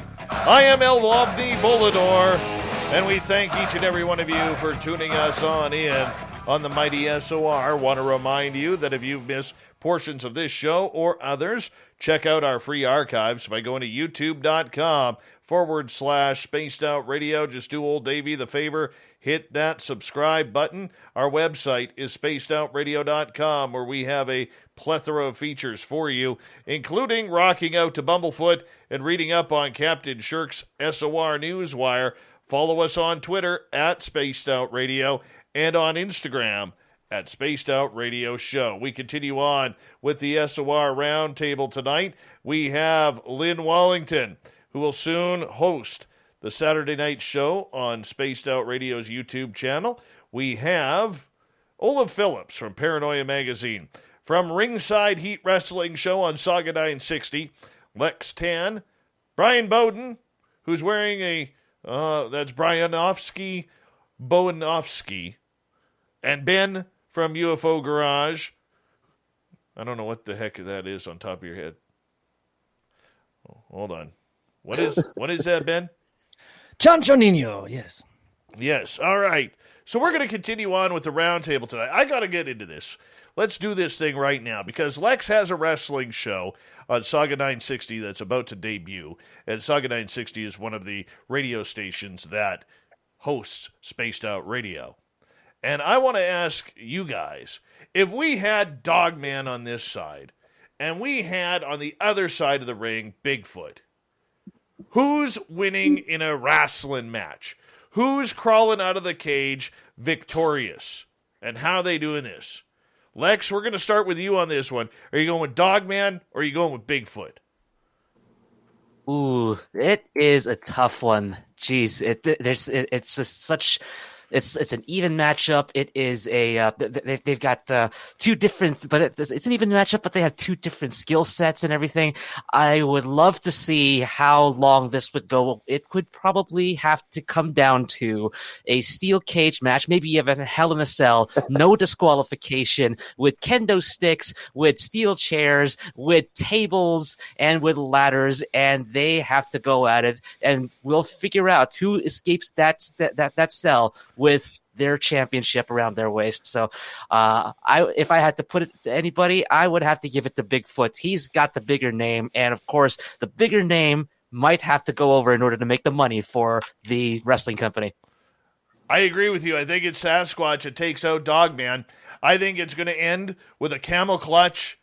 They're going to snap that back, break the back, make Dogman a little bit humble after running his canine teeth through the fence of the cage, because that's what we're going to do here.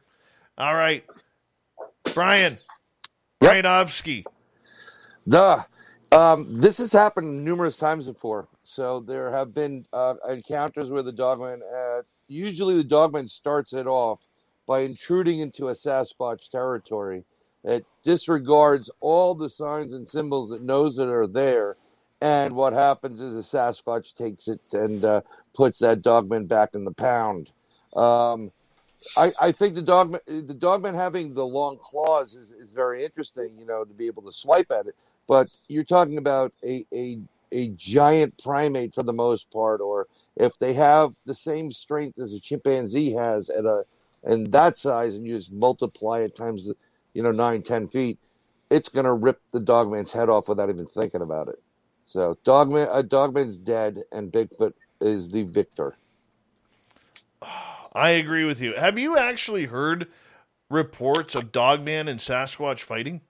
Yes. So there was a group of indigenous people that lived in a certain area, and I don't recall exactly where, but what was happening is that the dogmen were coming in and killing people, and that was on one side. They had dogmen on like their right and Bigfoot on their left, and the dogmen kept coming in and luring people out and killing them, and they kind of had enough of it. So what they did was they came up with a plan where they went into the Bigfoot territory and made something, I don't know what exactly it was, but they made it look like the dogmen came in and maybe killed one of their own. And the Bigfoot just blew up and literally went into the dogmen and just destroyed their den, destroyed them completely, and all the raiding that the indigenous tribe was receiving ceased at that point. So, yeah, this has been recorded. I want to say it's in the someplace in the Midwest, northern Midwest, like near the border of Canada. But yes, this did happen, and it's been passed down to different generations. All right, Lynn, I know you're a closet wrestling fan. Talk to us here. What's going on in the wrestling ring? Sasquatch versus Dogman. Well, I think we need to take a look at the varieties here. I mean, what kind of a dogman are we talking about? Are we talking about a Chihuahua? Are we talking about, Rottweiler? Do we know what kind of breed this is of dogman? Are there different types of breeds? But yes. I think I'm going to have to go with clearly. So I think I'm going to have to go with Sasquatch, because if you take, say, a silverback gorilla versus a Chihuahua, gorilla's going to win it every time. It's kind of where I'm going. I think Dogman fights dirty, though. I think he fights dirty. I think he's ready to, when the ref isn't looking, to bite the nards of Bigfoot. I think that's a high possibility. I think he's going to have some sort of secret weapon inside his trunks, that he just pulls out and tries to knock Sasquatch out. I think he's going to chew off the turnbuckles, I don't know. This is a family show. He needs to keep it in his trunks. And we go from there. No, it's a family show. Family show. All right, Olav Phillips, your thoughts, Dogman or Sasquatch? I'm going Sasquatch. I think Dogman's got the speed, but I think Sasquatch has the power. I think it's if Sasquatch can grab him, I think he'd rip him apart. Yep. You're also dealing with something that's 8 to 10 feet tall. I mean, the comparison of the silverback gorilla versus a Chihuahua is pretty good. And if you've ever actually watched primates, they have an incredible amount of strength. So I think if he can get them, because that kind of speed, high metabolism, it's going to slow down, get tired, where Sasquatch is more of a duration player. So I think Sasquatch is going to tear his head off. That's a nice. I thought about this. Nice analogy. I thought about it a lot. Good 5 minutes. I think Sasquatch fights clean. I think he fights clean. I think literally, he goes in there. He's got the crowd behind him. Good theme music, probably from Ron Bubblefoot Thal. All right. Little Sasquatch is watching. And I think he fights clean. I really do. But that Dogman, you can't trust him. You can't trust him. Dogman reminds me of one of those guys who goes into the UFC matches and he's all cocky, and in the weigh-in he's like, right in your face, when they got the fists up and they're looking at each other for the stare down, and Dogman's got his big beak poking in on Bigfoot there, and mouthing him off and lipping him off. I think this goes Bigfoot. I think he's going to have none of that, and I think he's going to suplex the hell out of him. Can you imagine Dogman pulling an old Davey Boy Smith move and just holding him up in the air for like 10 minutes before slamming him down? Oh, it would be great. Ben, you're up, man. I agree with you, Dave. I think Dogman fights dirty, and he's brought his boys with him because dogs are pack animals, okay? Yes, we know that Sasquatch do run sometimes in packs or herds, but in this scenario, I agree with you. Sasquatch fights clean, really clean. And Dogman doesn't give a shit. Sorry, Dave. Sorry, Dave. Doesn't give a heck. Okay, so we look left, we look right. There's nothing in the trees. Dogman, Sasquatch facing each other. All of a sudden, there's a luminous shadow emerging from the forest floor. There's 14 other dogmen, and they all attack Sasquatch. And then, dogmen win. So you're going with Dogman for fighting dirty. Yeah. Oh, for sure. Wow, 5-1 here. Lex, you're the pro here. What do you, after hearing all the stories here, what do you think? Ooh, I'm thinking though, because Ben brought up a great point about Dogman fighting in pack and everything, right? And back in the Monday Night Wars in the 90s, there was the New World Order Wolfpack faction there. So it could be possible. It could be very, very possible that Dogman and Bigfoot have some sort of schmoz going on or some sort of like dirty thing going on. So Bigfoot turns against, Dogman will turn against his own pack and form a new pack with Bigfoot and become the New World Order, a paranormal, brother. Love that, dude. Interesting. I'm not prepared for that. I am not prepared for that. Walking hand in paw, Sasquatch and Dogman. Holy cow. On a serious note, let's talk some Sasquatch here, for instance. Sure. All right. I mean, the great debate still continues on whether or not this creature does have supernatural or paranormal abilities. But are we as researchers, or the researchers out there, are we breaking this creature down too far? Are we trying to break it down to the simplest common denominator, and is it working to advance the research, Bryan?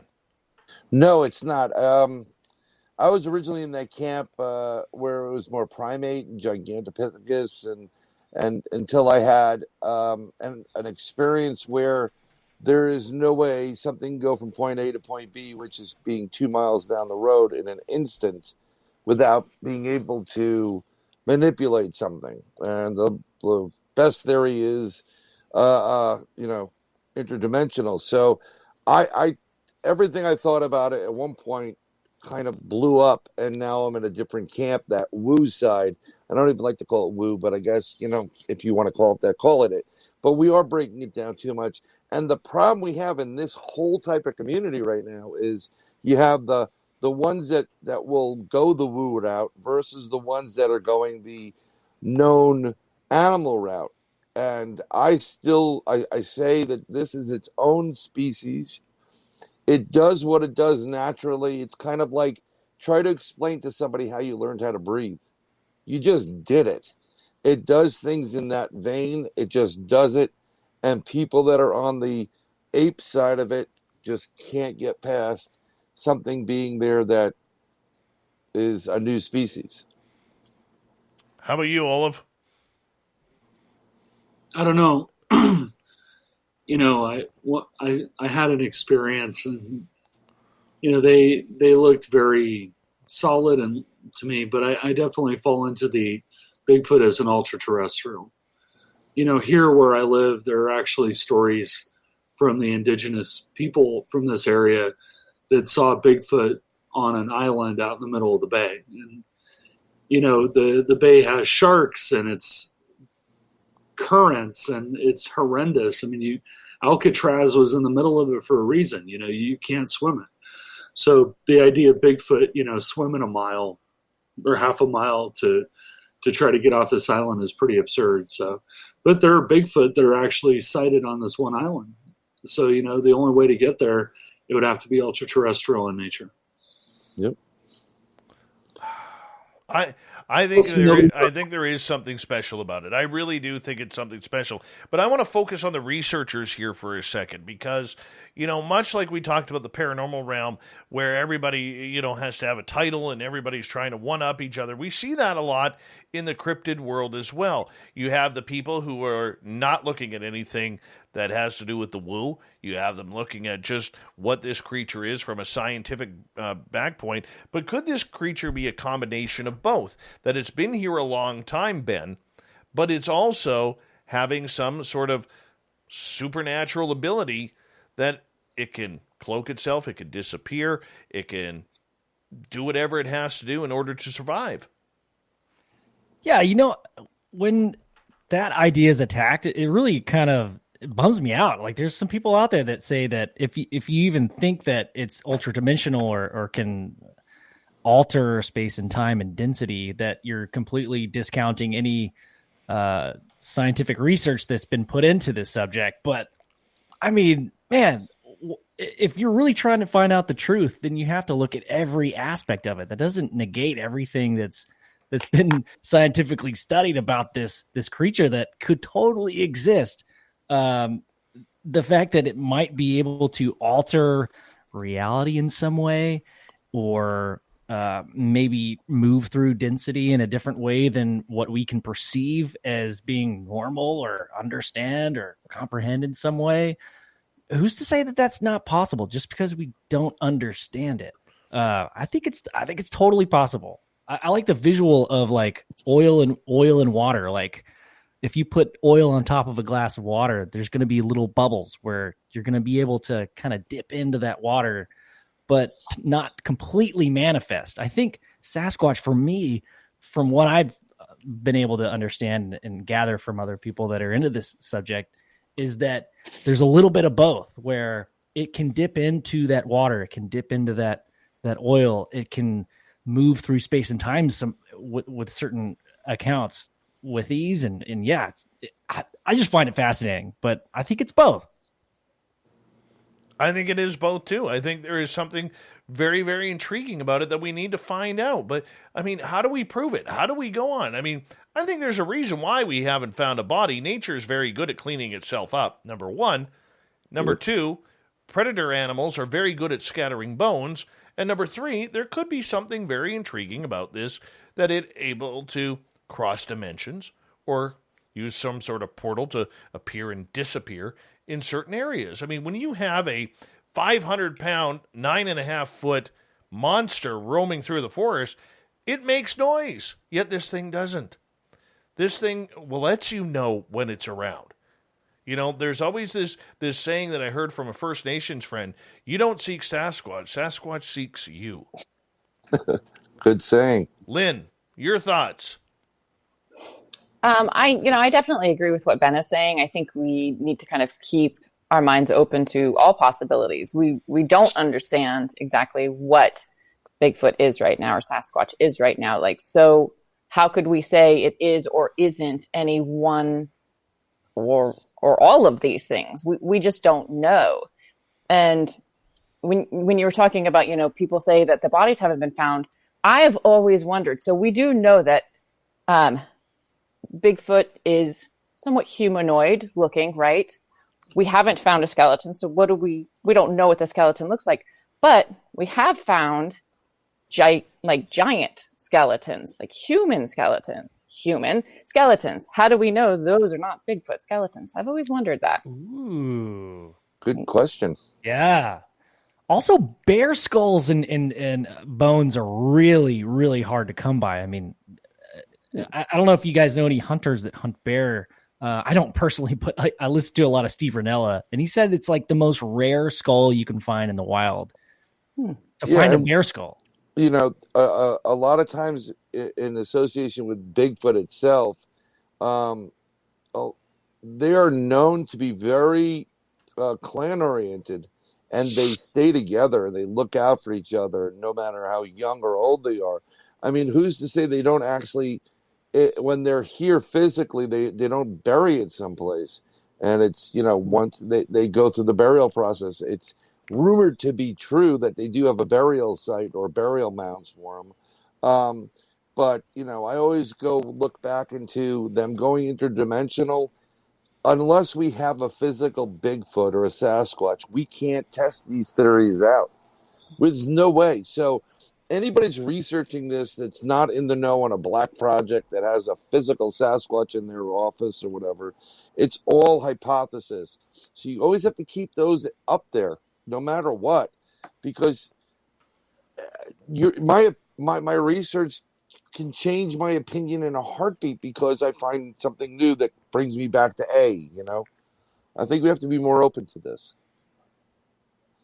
Oh yeah. Yep.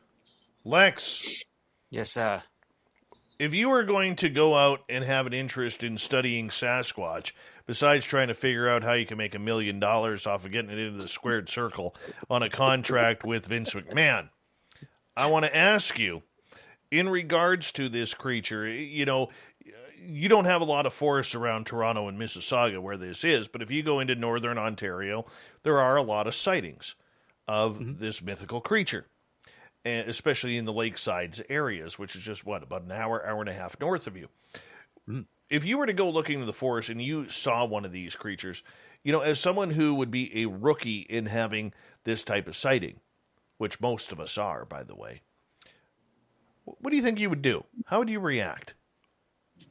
I would think, first of all, that I'm the kind of person that kind of that kind of has that little that jump scare inside of me, and it's something that I can't control necessarily. So if I did see Bigfoot or Sasquatch or whatever name they would go by, there would be a part of me that'd be just like, whoa, I've never seen this before, and I'm just like, what do I do? What do I do? What do I do?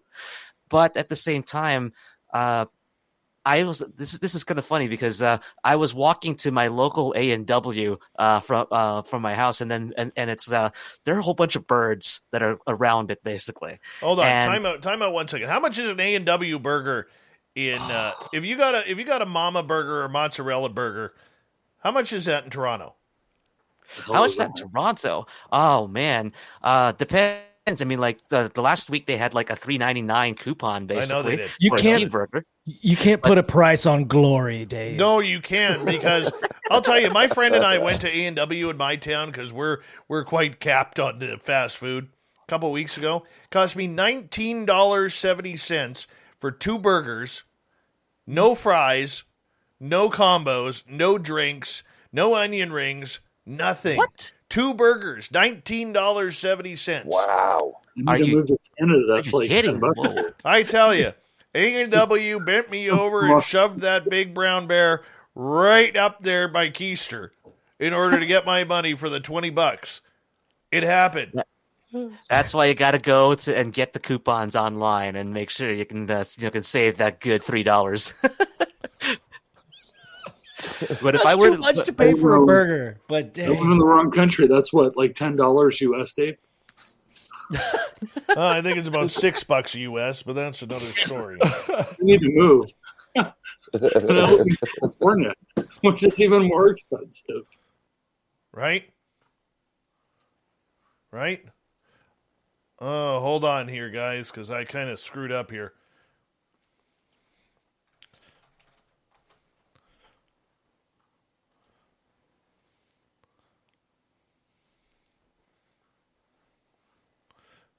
Yes. you can't perceive him because we don't have the hardware, you guys. There he is. Yeah. Oh. You know what? I accidentally hit a button. I hit a button and it flicked me off, and I'm like, oh crap, like what do I do? What do I do? Like this hasn't happened before. But it happens. We got less than a minute here, guys, before we got to go to break at the top of the hour, and then we'll kick off hour number 3 of everything, and we'll figure out the topic for them. We got Olav Phillips from Paranoia Magazine. We have Lynn Wallington. She's our resident witch and new Saturday night host on Spaced Out Radio from UFO Garage Podcast on YouTube. We got Super Ben. He usually wears a cape, but not tonight. And you know what? If you're not subscribed to UFO Garage, you really need to be. From Mississauga, Ontario, parts unknown, weight unknown, we got Lex Tan. He is the host of Ringside Heat on Saga 960 AM, one of the great radio stations that broadcasts us. He's joining us for the Roundtable, and he's got a great radio show as well. And the man with literally, no word of a lie, 2,300 podcasts that are running at the same time. He's going to go host a podcast right during the break. Bryan Bowden, right there. When we come back, let's debate intuition, psychic ability. There's a lot of fraudsters out there. How do you know a real one from a fake one? We'll find out on Spaced Out Radio. I'm El Ovni Volador, and I'm getting out of here.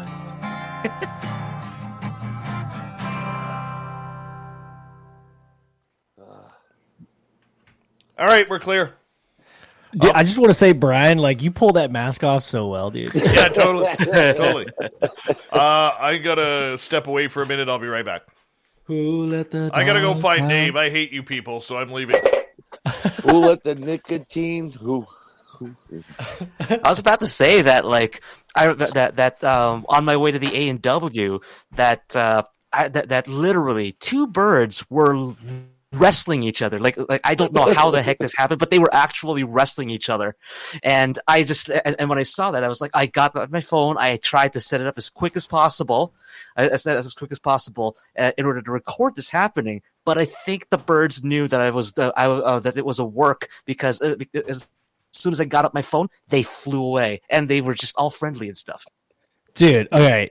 It is springtime, so were they wrestling or Ooh. Nobody likes to be filmed. Scientifically, they were both the same color. But then again, this is 2021, so anything can happen, you know? Anything can happen, man. I mean, there's some stories about Bigfoot that in the springtime and liberating campers and whatever. It's not pleasant. Wow. I mean, the way you just like navigated that was impressive. Well, you're talking about birds. You talk about springs. We just talked about Bigfoot. No. I meant the way you navigated that without saying anything offensive in any way. That was impressive. That I haven't heard that though. That's yeah. I've heard through the guy that I investigate with. We go together, and he's met a couple of people.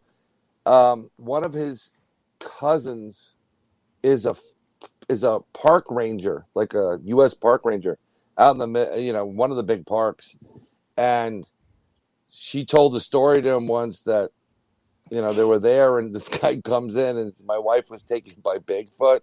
Yeah, and then they looked, and she came back, and the woman swears that Bigfoot had his way with her. It was just like, I'm like, you got to give me this person. Let's get her on camera right now. Oh, yeah. Whoa. There's a documentary out, obviously about Bigfoot, but yeah, there are these Bigfoot investigators that are talking about pheromones and certain types of the year have a big deal, and like you want to, I mean, without trying to offend anybody, they're the guys that said it, but they were like, right, you should bring a female with you. That's like, whoa. So we have a spot that we go to in New York State where we had an experience, and then my buddy, he brought one of the last times he went out there, he brought 3 women with him, and one other guy that he really didn't want to go, but the guy traveled all the way he heard us on the radio, and so the guy comes in, and these 3 women are there, and there must have been very young Sasquatch there because all he heard was a lot of monkey chatter. And one of the questions we ask people that go on investigations with us in the woods in certain situations is what your cycle's like, because that could be very detrimental to the health and well-being of everybody, especially, it's not just Bigfoot or a dogman. It's mountain lion, it's bear. They smell it too. Whoa. And so you want to protect the people coming with you as well as yourself. The general rule is bring someone that doesn't run faster than you. I mean, that's basically it. So, which is messed up, but it's like, no, we have other things that we bring. But if an investigator or a person that's coming is going through their cycle, that could really amp up, like a Bigfoot in a rut situation. It could be bad, and you don't want to put yourself in that kind of situation at all. Yeah. Yeah. Yeah. Oh, man, that's so interesting. Yeah. It makes it real. Weird. It makes it real, like tangible. That idiot changed my name. That idiot changed my name. Yes. Oh my God. Hey now. He's such a jerk. I apologize for him. He didn't say anything stupid, did he? Not that I know of. No, he's just going to get each one of us a Raptor. Something about getting a Ford Raptor for each one of us tonight. Ooh. Hell yeah. Hey, I'm from Toronto, and I appreciate Raptors, With all this, I mean, we are on Spaced Out Radio. When you said Raptor, I thought literally like, hey, let's go cryptid Raptor. Like, I'm open to it. I want to know more. Anything can happen, and I go in there. When we have events and we actually get evidence, and I'm reviewing the evidence for our group, or when I did a CE5 in Pine Bush 2 years ago, after the Pine Bush UFO Festival, we had 100 people there, and we actually had a craft appear above our heads. I'm blown away just as much as everybody else is there, because the probability of that happening is very, very slim. So I get excited. I'm like, oh my God, I can't believe we have a craft here, and you have 100 witnesses, which is great. So yeah. It just takes you back, and you're like, did that just happen? Weird stuff. Yeah. All right, guys, we got 25 seconds left. I want to say a big thank you to Josh, Vidster, Dirty Filth, Olav ×2, Cat Chaser ×2, Andrew, Ibarata, Ed, for the amazing super chats and love and support of this show. Also to all our new subscribers who have clicked on in. We really do appreciate that. And here we go with the third and final hour.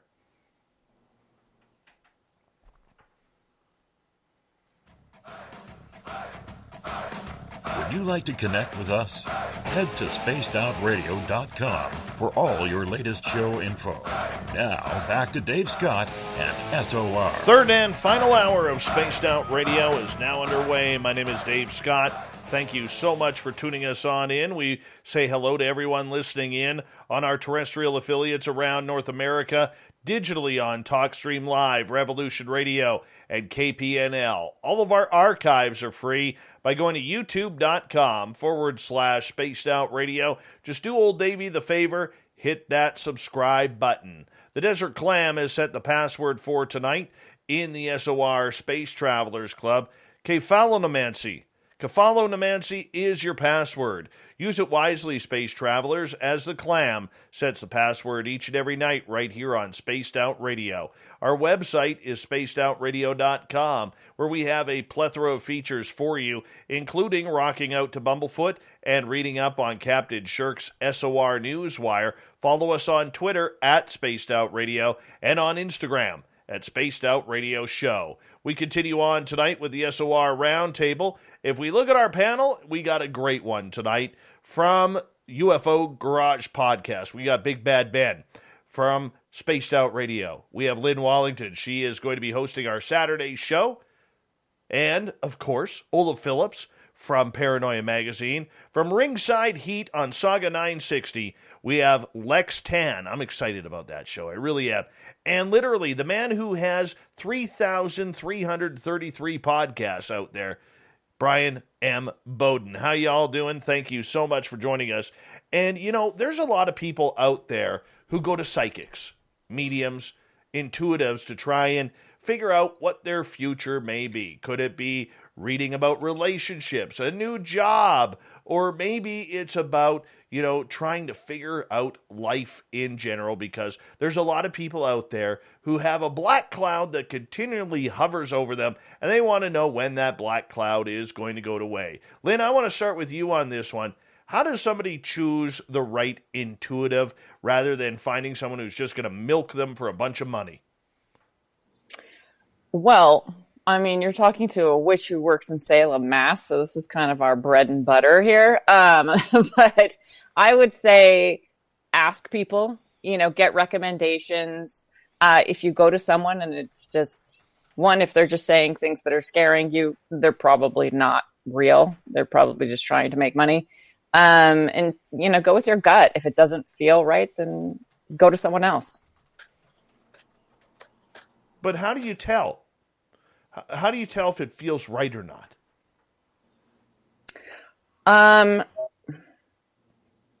Well, I think that's personal, like to each person. So I guess it would be like if you eat a hamburger and does it feel right or not, you kind of know, go with your gut. So, but I would say the best piece of advice I could give is ask someone for a recommendation. And, if they have someone that they trust, that's always the best way that you can find someone. All right. Ben, have you ever been to a psychic medium? No, I've always wanted to, though. Yeah, would you go? I'd be so down to go. I'd love to do it. Yeah. So what's the process like? I mean, I've only seen it on like movies and TV, but I've always wanted to go. There's a place right off of 35, kind of like half a mile from my house that I've always wanted to go to. It has like the neon hands and all the stars and moons, and it's been there forever. Like since I was a kid, we used to like drive by it on the way to like basketball games and stuff. And like I've always wanted to go, but I've never done it just because I've heard so many things about like they're just scam artists or whatever. But I would love to do it. What would you want to find out? I don't know, man. I guess like yeah, see, I think I have a bias about it. Like I kind of already would step into it thinking that they're just reading micro actions in my face and stuff, and I'm always smiling and like I don't know. If I was sleeping, maybe, or if I was like really tired or just not having it that day, maybe that might be a good moment for me to walk in there where I'm kind of expressionless. But yeah, what I guess I would want to know, like, yeah, am I on the right track? Like, is you go? Yeah. I was just going to say the best thing to do is don't give them anything. If they say, "What do you want to know?" Just say, "Well, tell me what you're getting." Okay. If you're giving them any topic, then you always run that risk. But if you just say, "Well, tell me what you're getting, what you're receiving, what information," and you give them nothing, that's a good way to go. Yeah, that's interesting. I actually, I'm just, as you're saying that, I had a memory. Me and Joe went to, this is where we met Dave, was at UFO Con last year, like right before the pandemic. We were in like this, there's a term for it, but it's where people sell things or set up booths and stuff at conferences.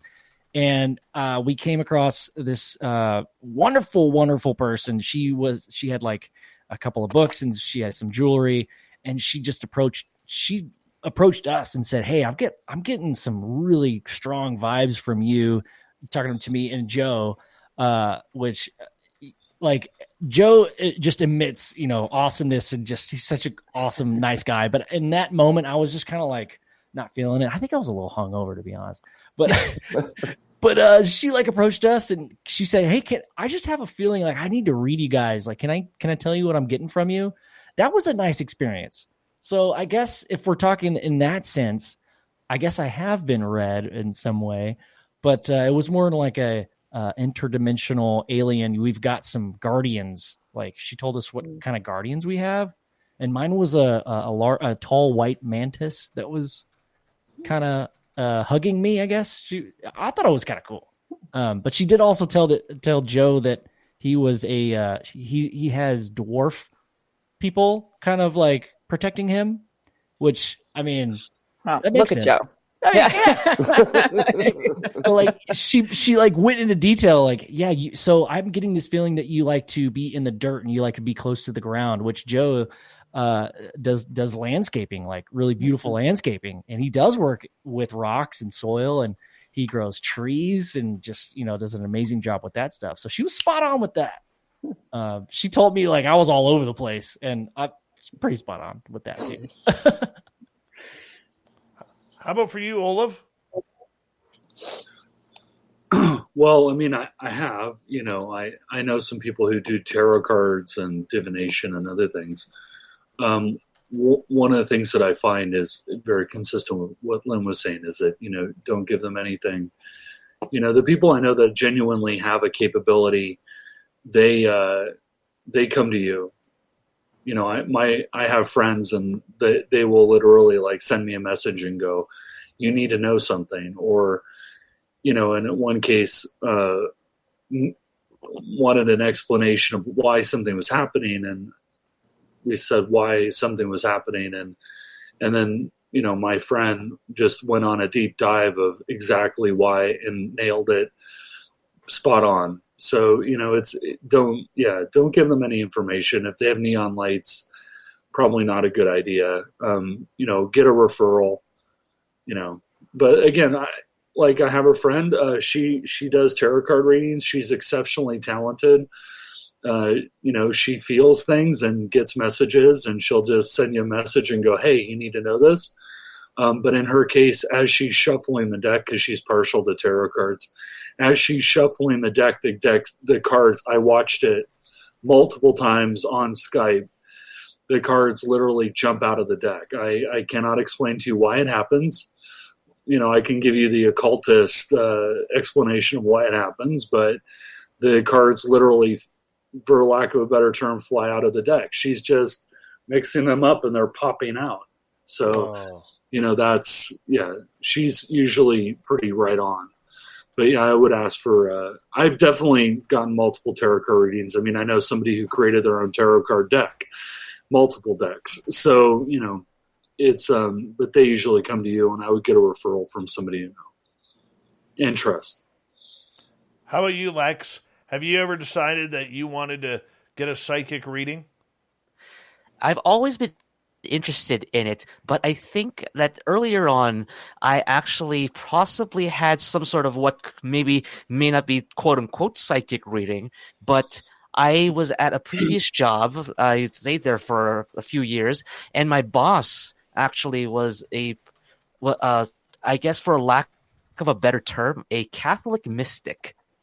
And this lady, she has this uncanny way of knowing stuff about you that you've never said to her at all. There's and it was freaky because it's because I remember when she hired me and I got to know her a little bit better. I didn't really disclose a lot of things, but then she's like, "Hey, can I talk to you for a second?" And just yeah, what's up? And she said, "Well, this blah blah blah blah blah. This is what you got. This is what's happening to you right now, isn't it?" And I'm just like, "I never told you that. How did you know?" God told me. And I was just like, right? And so that's and she ended up actually kind of predicting a few things about the way my life was gonna go, and it's crazy how that kind of comes true in that sort of sense. But at the same time, there were also things that she also kind of held back as well, and she had to let me find that out for myself. I guess in a sense, it's there's something I got to tell you. There's something I want to tell you, but I cannot. I wish I could, but I cannot tell you. And you have to go, and whatever this is happening, you have to go through it in order for it to go through, for you to find out. And I'm just and that's when I get a little bit skeptical. But at the same time, it was crazy to see that a person who would be quote unquote Catholic and or practicing Catholic would have those kind of same abilities that are quote unquote not Catholic. So, well, before I bring Bryan in, one of the things that I have a concern with psychic people, and please, anybody on the panel, correct me if I'm wrong, but have you ever noticed that psychic people can predict the negative really, really fast? Like in the next 2 weeks, you're going to, have some trauma that happens real close to you. The next thing you know, your child breaks their arm or your best friend gets in a car accident. They're really good at predicting the negative, but everything positive is always 3, 6, 9, 12 months away. And when you reach that 3, 6, 9, 12 months and nothing happens, then they're like, well, there was some sort of Mercury retrograde that screwed it up, and you're still 3, 6, 9, 12 months away, and you just waited a damn year for something good to happen, and now you got to wait another year because of Mercury retrograde, or because you stepped on a snail on the sidewalk and crushed it, and this always happens. And not all psychics are like that. I don't want to lump them into one here, but for a lot of them, they cannot predict anything good whatsoever, and it never happens. It's always that timeline away. If I had told you guys how many times I had psychics telling me your show is going to take off within the next 4 months, or within the next 8 months, or within the next year, you're going to pick up 40 radio stations, I would be a millionaire right now. I would be a millionaire on Spaced Out Radio. I wouldn't have to work 2 jobs. And I'll be honest with you, I'm quite sensitive to this. I'm kind of PO'd about this. Okay? It bugs me. It bugs me bad. All right? But we have these people out there who, look, they get intuitive feelings. I get intuitive feelings. I really, really want to believe. And a lot of people are desperate for answers. Maybe they have a loved one that has recently passed away. Maybe they lost their job. They have 3 children to feed, and they don't know when that next paycheck's coming in because during COVID, there's not a lot of jobs. There's a lot of desperate people out there. And I think a lot of psychics are preying on that or getting the negative on that and not having the ability to sell a lot of positive. Am I right or am I wrong? Anybody? 100%. You are correct. 100%. I disagree. But that's why I like tarot cards, right? Because tarot cards, it's a finite thing. You mix them up, they pop out. In my friend's case, they fly out, and you interpret the card as it lands, and it's not really negotiable. And it's not. There's good, there's bad, there's mediocre. But I don't think that's entirely true. I mean, the people I know, they shy away from predictions that are 6 months or a year or 2 years away. They do things that are more immediate. And they've told me good things and they've told me bad things. But it's usually fairly soon. They're only looking or attempting to look in the general time vicinity. Because I think, Lynn can probably speak to it better. But I think for me, the way I see it is that, what they're showing you is a possible outcome of many. Yes. And what you're seeing is the most likely possible outcome. This is true of divination of any kind, right? If I go into a trance, right, and I seek guidance from the secret chiefs and they show me something, it's become clear to me over time that they're showing me the most likely possibility, but not the only possibility. Right. So maybe a weaker grade psychic can only see that one option, but the ones that are more powerful, they'll tell you very upfront, there are 3 possible endpoints depending on the decisions that you make, because no matter what you do, and this to the Catholic mystic as well, you have free will. And so free will affects the outcome. So I do disagree. I mean, I've seen it myself, but I have a tendency to like the tarot card readings because it's a lot less negotiable. There is some negotiation in the interpretations of the cards, but a death card means what a death card means, and it doesn't mean death. It means change. But you don't, and whether it's upside down or right side up, it's not really, negotiable.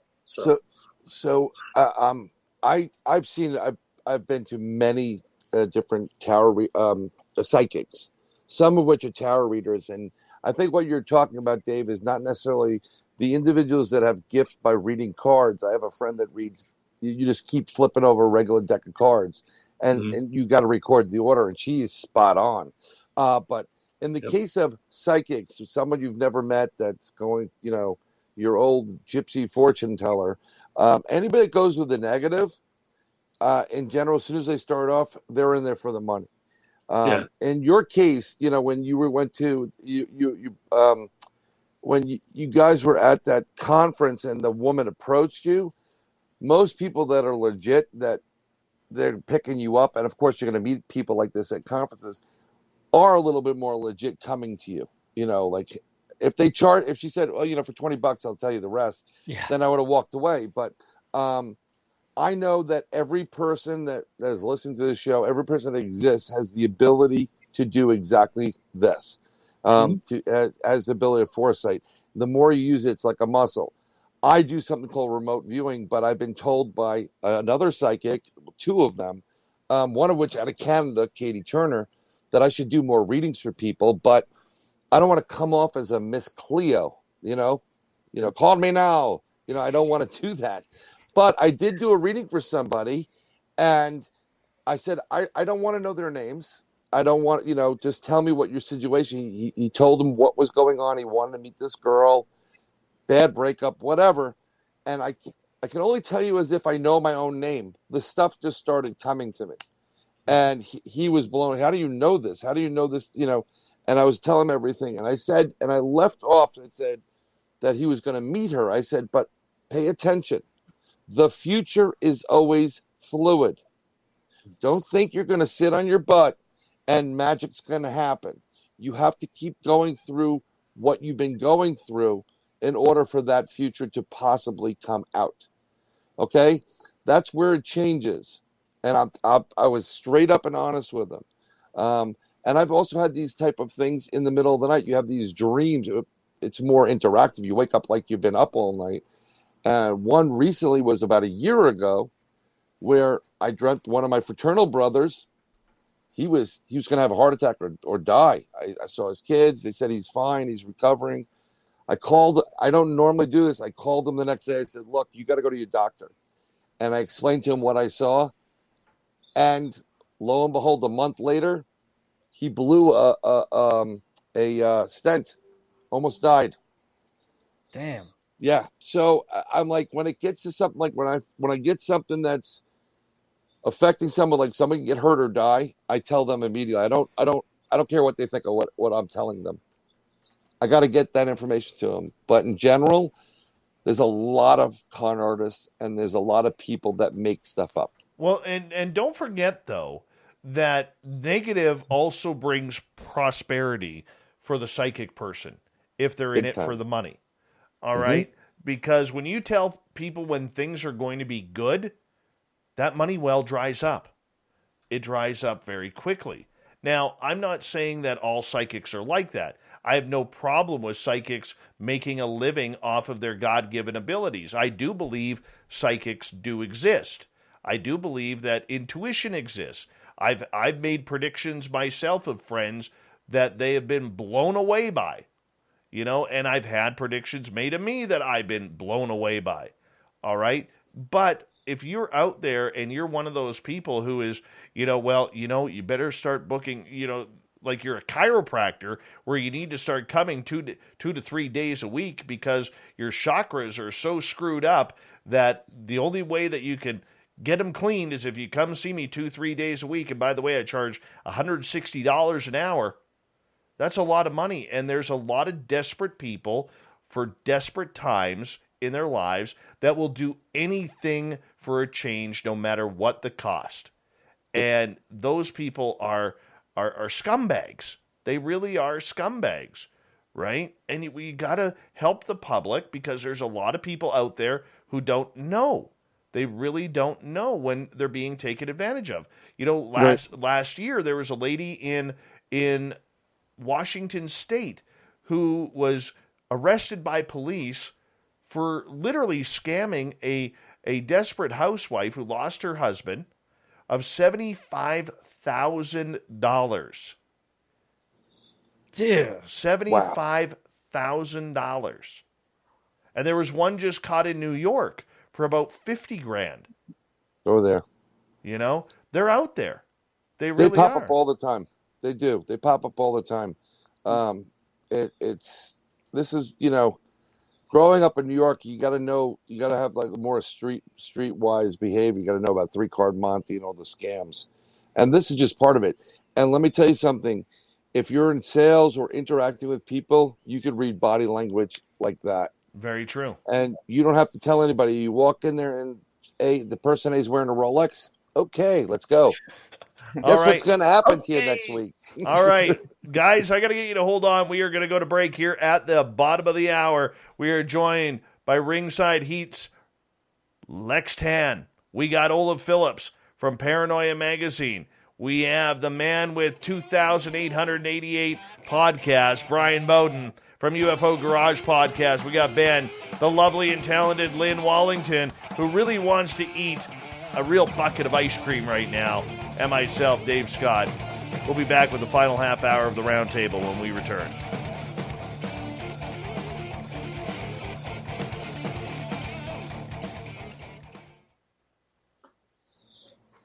All right, we're clear. Does anybody not want to eat a bucket of ice cream right now? I want a bucket of brisket right now. Right. Well, I had that Did you for say lunch. brisket? I'm with you. Delicious. Brisket, yeah. I had Taco Bell for dinner, and I am happy. I had sushi. Yeah. I thought you were joking about that, Dave. No. Like, did someone actually send you? I actually took pictures. Damn it, man! The Taco Bell. Pictures of Taco Bell. What the hell's that? Oh, when I see this, we go through the whole thing when you're announcing everybody. I get this flashback to like Match Game '79. Wait,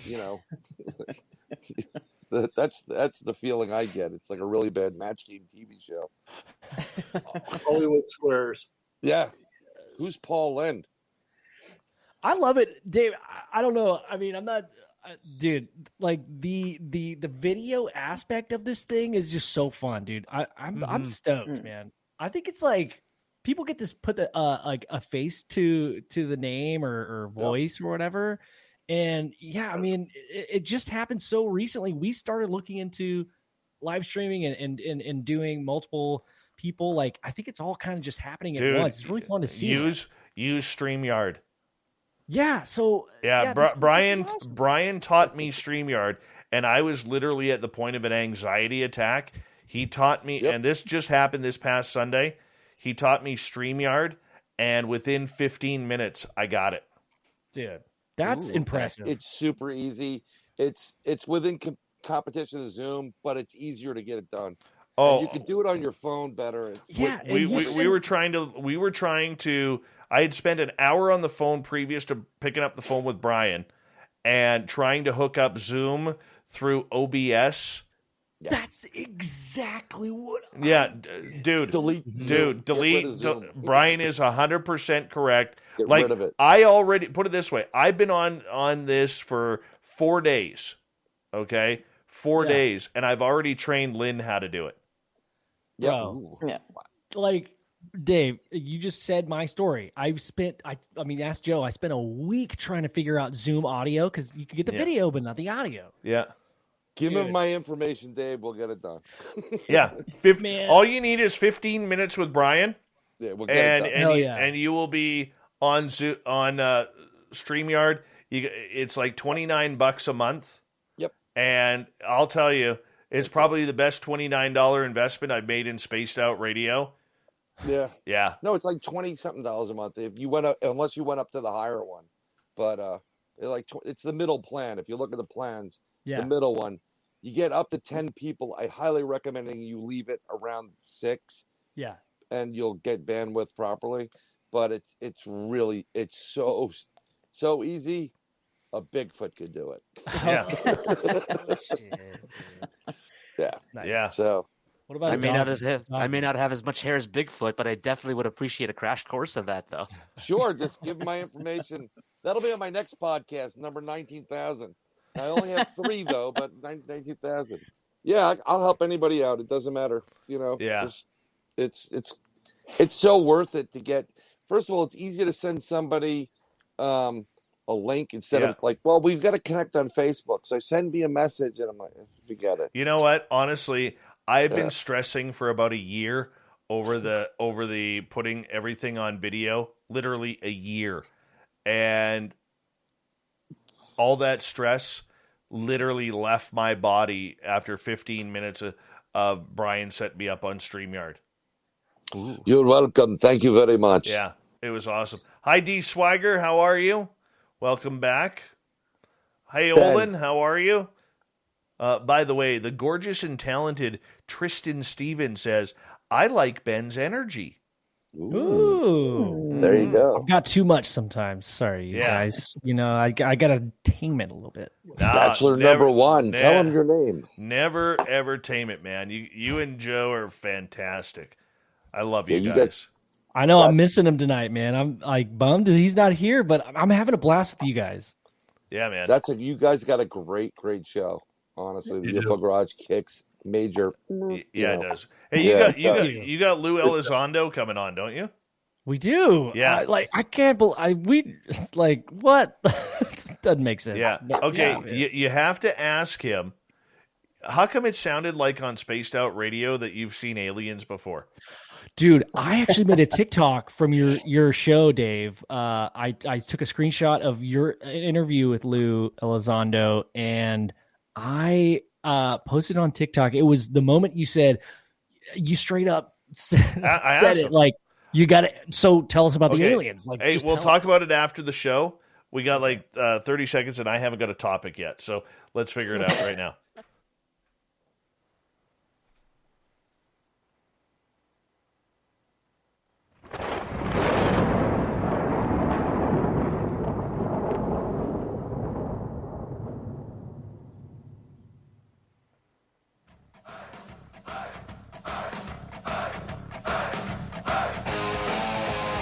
We passed the final hour, and we're into the final half hour of Spaced Out Radio tonight.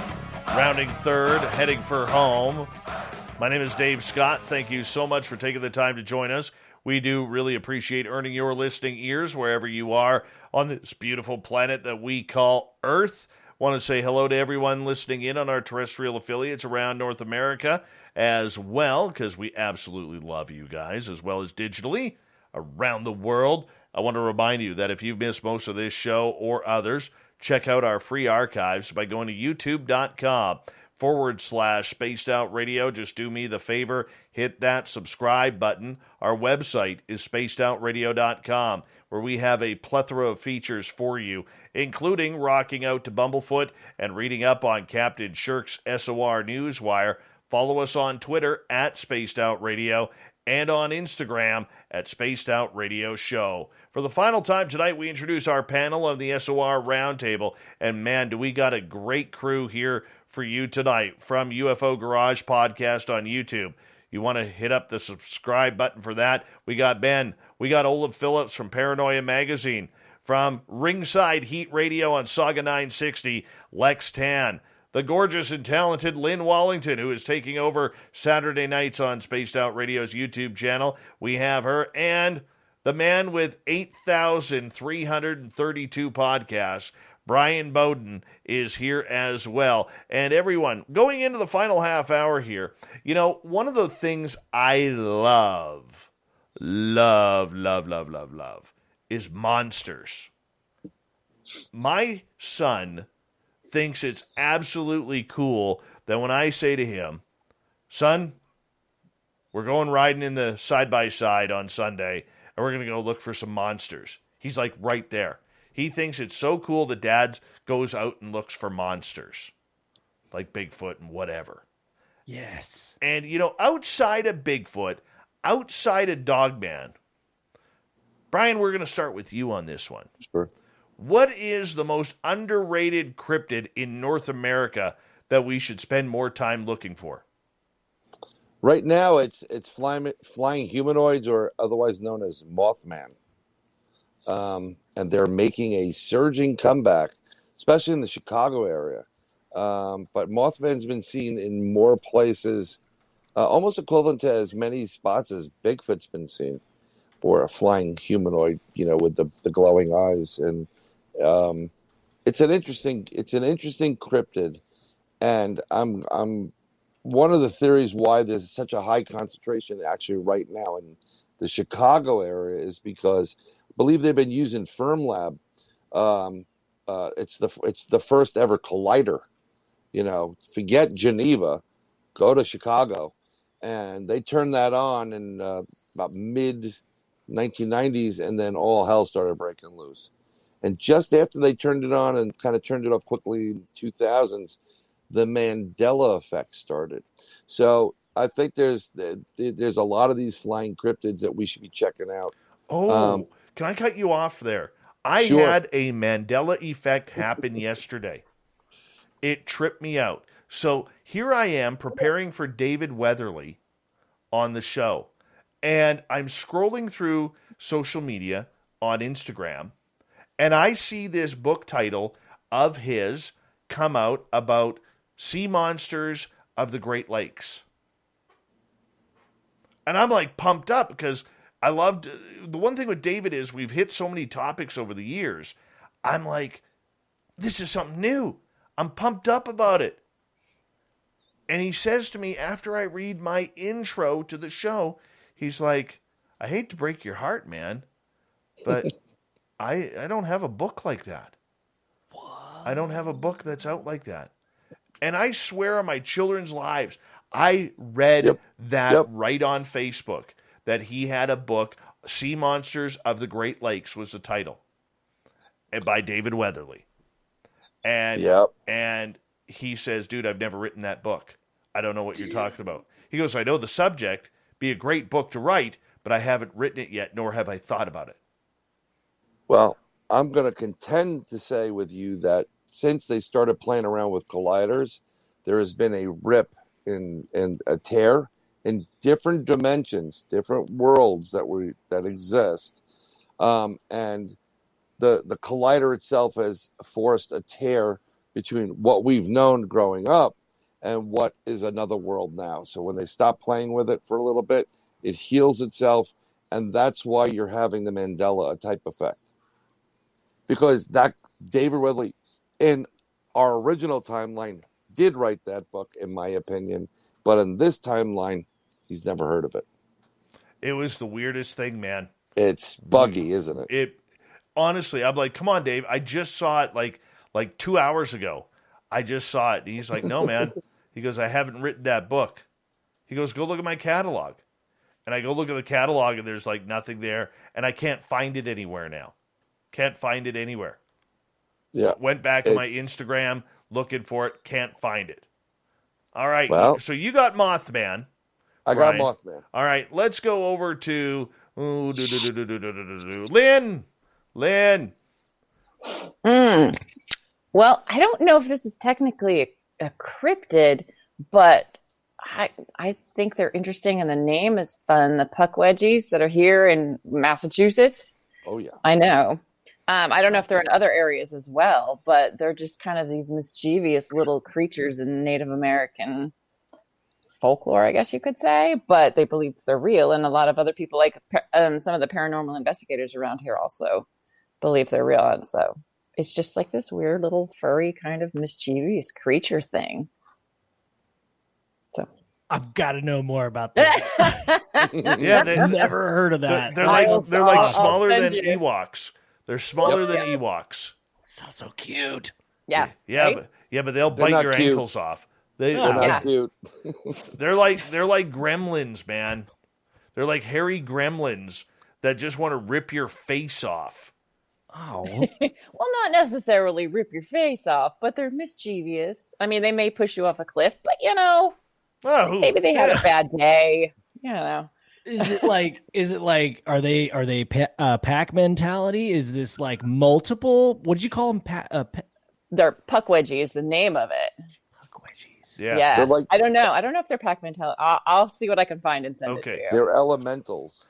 I want to add something to my story because Kira in the chat room actually sent something to me about what happened, because yesterday she actually got a video, Brian, of two of my shows crossing over at once on her feed. Wow. Yeah, That's what two different audio tracks. And then she got the video clip, and she sent it to me.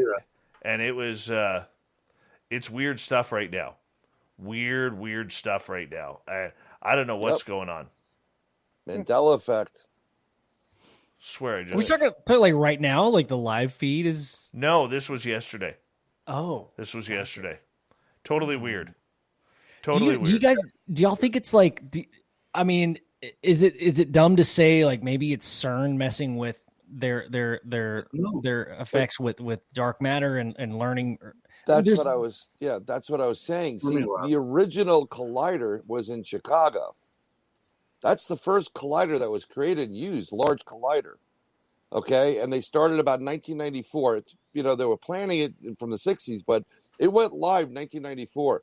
When it ended, which was roughly about 2008 or 2010, if you look back at it, the first Mandela effect, where it was named from, this one researcher named it because she thought Mandela died, happened about 2009, 2010.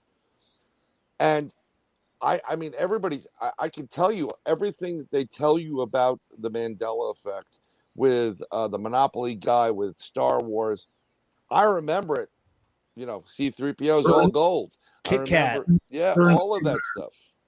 So I think it was when they were playing with this matter and these particles and they were doing things, not knowing what they're doing, they're experimenting, they actually caused a tear in space-time and different timelines. We're being in one of them and we mix in with another one. And there's so many other elements you can throw in there why it can be this way. Because most people born up to a certain point will remember the things like, Luke, I'm your father. But people born after that 2010 are not going to remember that. And if you want to go back to Michael J. Fox, for example, in Back to the Future, remember when he's playing guitar and he sees him fading away? Well, even though he got his parents together, he did screw something up. And now when he goes back in real time, he's rich, or his parents are.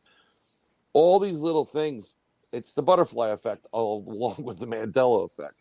So I think not only is it allowing these memories, false memories to take place, which are real accurate memories, but I think it's allowing multiple different types of cryptids like Mothman to be able to come in and out of dimensions now, or into our timeline, when they weren't able to before.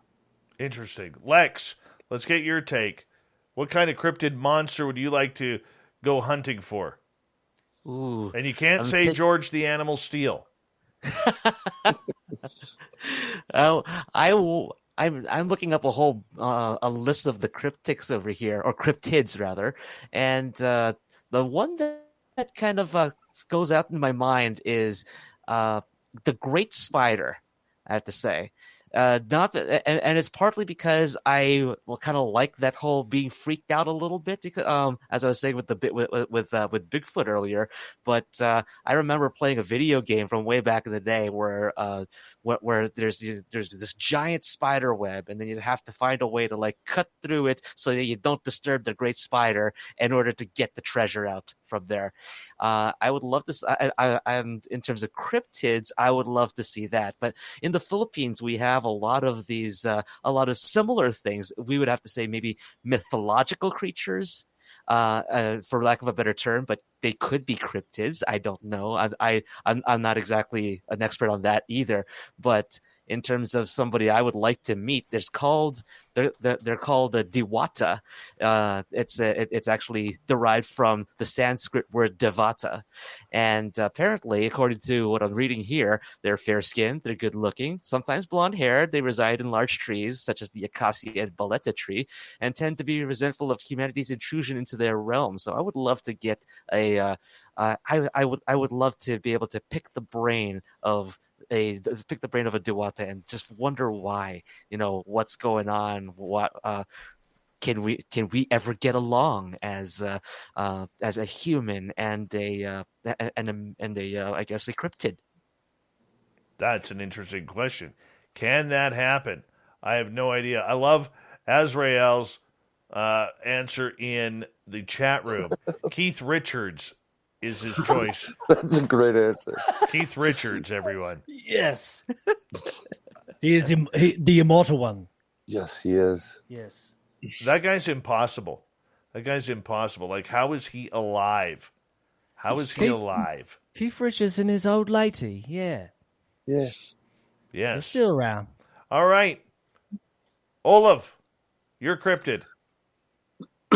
Well, I have three, and one I actually am really kind of a bit obsessed with. I would like to see a spectral large black cat that lives in a mountain near my house.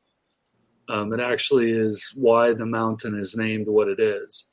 It's called Mount Diablo, and it's the mountain of the devil. And that's because when the Spaniards conquered this area, the indigenous people would run up the mountain and they would disappear into the forest. And then this black jaguar, black cat, would come down the slope and run off or kill the Spaniards. And they thought it was the incarnation of the devil. It's close to my house, so I'm always fascinated by it. The Fresno Nightcrawler, because it's just the weirdest damn thing I've ever seen a picture of. The Fresno Nightcrawler is just so bizarre looking that it would be fun. But the one that I actually plan to go try to find, they're called the Watchers, and they're basically people dressed in black that stand on top of rocky cliffs and outcroppings and on top of rocks and in places, and they just watch. They just stare, and they're seen along the coast here in California, down into the central coast and the southern coast, and in some remote areas. So I'm planning to go down there and try to find them. Very cool. Very cool. By the way, I want to make one comment about the Mandela effect. So one of the things that's been hotly debated is a holographic universe and this notion that we live in a simulator. And, I myself have seen glitches in the Matrix where you see out of the corner of your eye, vibrations and like trees fading in and out, trees being there and then disappearing, all of us, all that kind of glitchy Matrix kind of stuff. I actually subscribe more to the theory that it is a byproduct of the Mandela effect. And if he's correct, and it was when Fermilab fired up, or CERN or SLAC here, we have the Stanford Linear Accelerator where they collide all kinds of crap. I think what we're seeing in those moments, and it's happened quite a number of times, I think when we're seeing these phase shiftings and weird things happening, I've seen it not in the corner, like in front of me, is I go a lot of road trips and we'll get out in the middle of nowhere, and you'll see literally like trees fade out and then fade back. I think it may be that kind of boundary layer between the dimensions, not so much the concept of the veil, but like that boundary layer between the dimensions breaking down for a minute or two or a second or whatever. So, that I do think that all this glitch in the Matrix stuff that we hear about, I think it's actually directly related, and I have seen it. So, Philadelphia experiment is a great example of that glitch in the Matrix. Exactly. They play around with things they don't know what they're dealing with. The next thing you know, half your body's inside a full metal side of a ship, right? Because it can't come back together again. You're messing around with things. So yeah, and there are a lot of at least here there's a distinct difference between flying humanoids and Mothmen, and there are a lot more sightings of Mothmen. But here down in the southwest, they actually you can actually see literally people standing upright vertically flying through the air, and there's tons of films of it. People have seen it, and it's weird. But again, could be something, and it argues that Mothman, and Bigfoot and a lot of these cryptids are interdimensional in nature. The ultra-terrestrial hypothesis, which I'm a big fan of. So, all right. Well, I'm going to give you my cryptid here, and my cryptid is seen all around North America, but First Nations people and indigenous people really deal with them, and that is the little people. These are little pranksters, tricksters, 18 inches to 2 feet tall, said to live in mountain communities that are blocked off where they will, if you find them, they will attack you. They will go for you. And if you're in an area all alone, sometimes they call for you. And that happened to a friend of mine, Mike, where he was out hunting and he heard my name in my voice being called, my voice calling his name in the middle of the forest.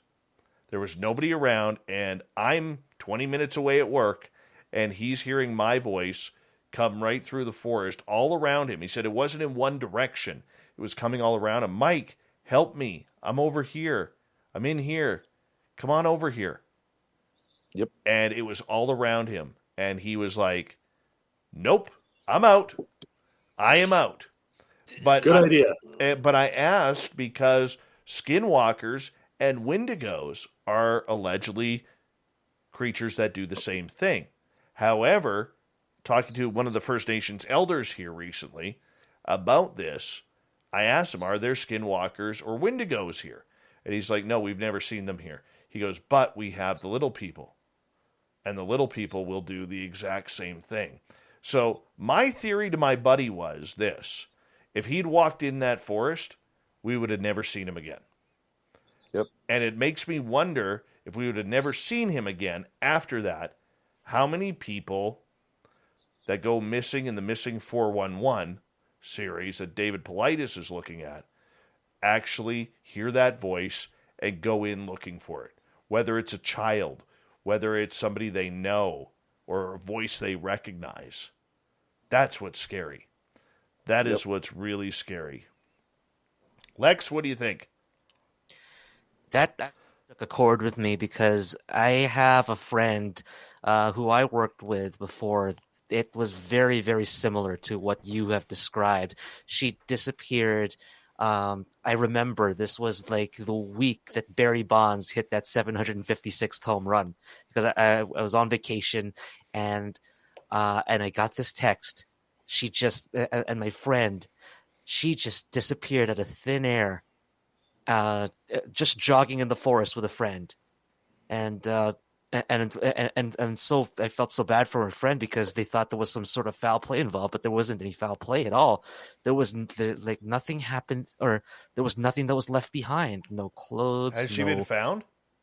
No. Oh, not at all. Oh, dude. Wow. Yeah. Wow. Well, God bless her. Hopefully she is found. Everyone, I have to get ready and say goodnight here to each and every one of you because we're going to wrap up the roundtable right about now. Lynn Wallington, Olav Phillips, Ben from UFO Garage, Bryan Bowden, Lex Tan from Ringside Heat on Saga 960. I want to say thank you for making this just a wonderful panel as we say goodbye to April and hello to May. And at the end of May, we will do this same roundtable, maybe a few different people, but we will do the same roundtable once again because we have a lot of fun with you guys and with our audience just breaking down the month that was. Thanks for a great Spaced Out radio show tonight, and we really do appreciate it. We got Mr. Ron Bumblefoot Thal rocking in the background with Little Brother is Watching. Bumblefoot is the official music of Spaced Out Radio, rocking us in and out of every single show. Get your horns up for the guitar god himself. Special thanks to everybody listening in at home, at work, in your cars, wherever you may be. Thank you to everybody in our chat rooms tonight on YouTube, Twitch, Twitter, Spreaker, Revolution Radio, Facebook, the Space Travelers Club, and Derek and the Snarkettes leading the way on Twitter at hashtag Spaced Out Radio. Remember, this show is copyright by Spaced Out Radio and SOR Media Ventures Limited. Thank you so much for choosing your evening with us, because together, my friends, say it with me, we own the night, Mr. Bumblefoot. We need a favor. We need you to take us home.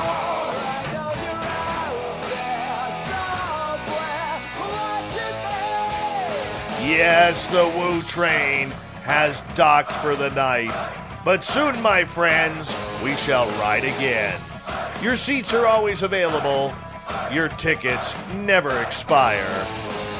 And if you want to bring a friend, yeah, we've got room for them too. Good night.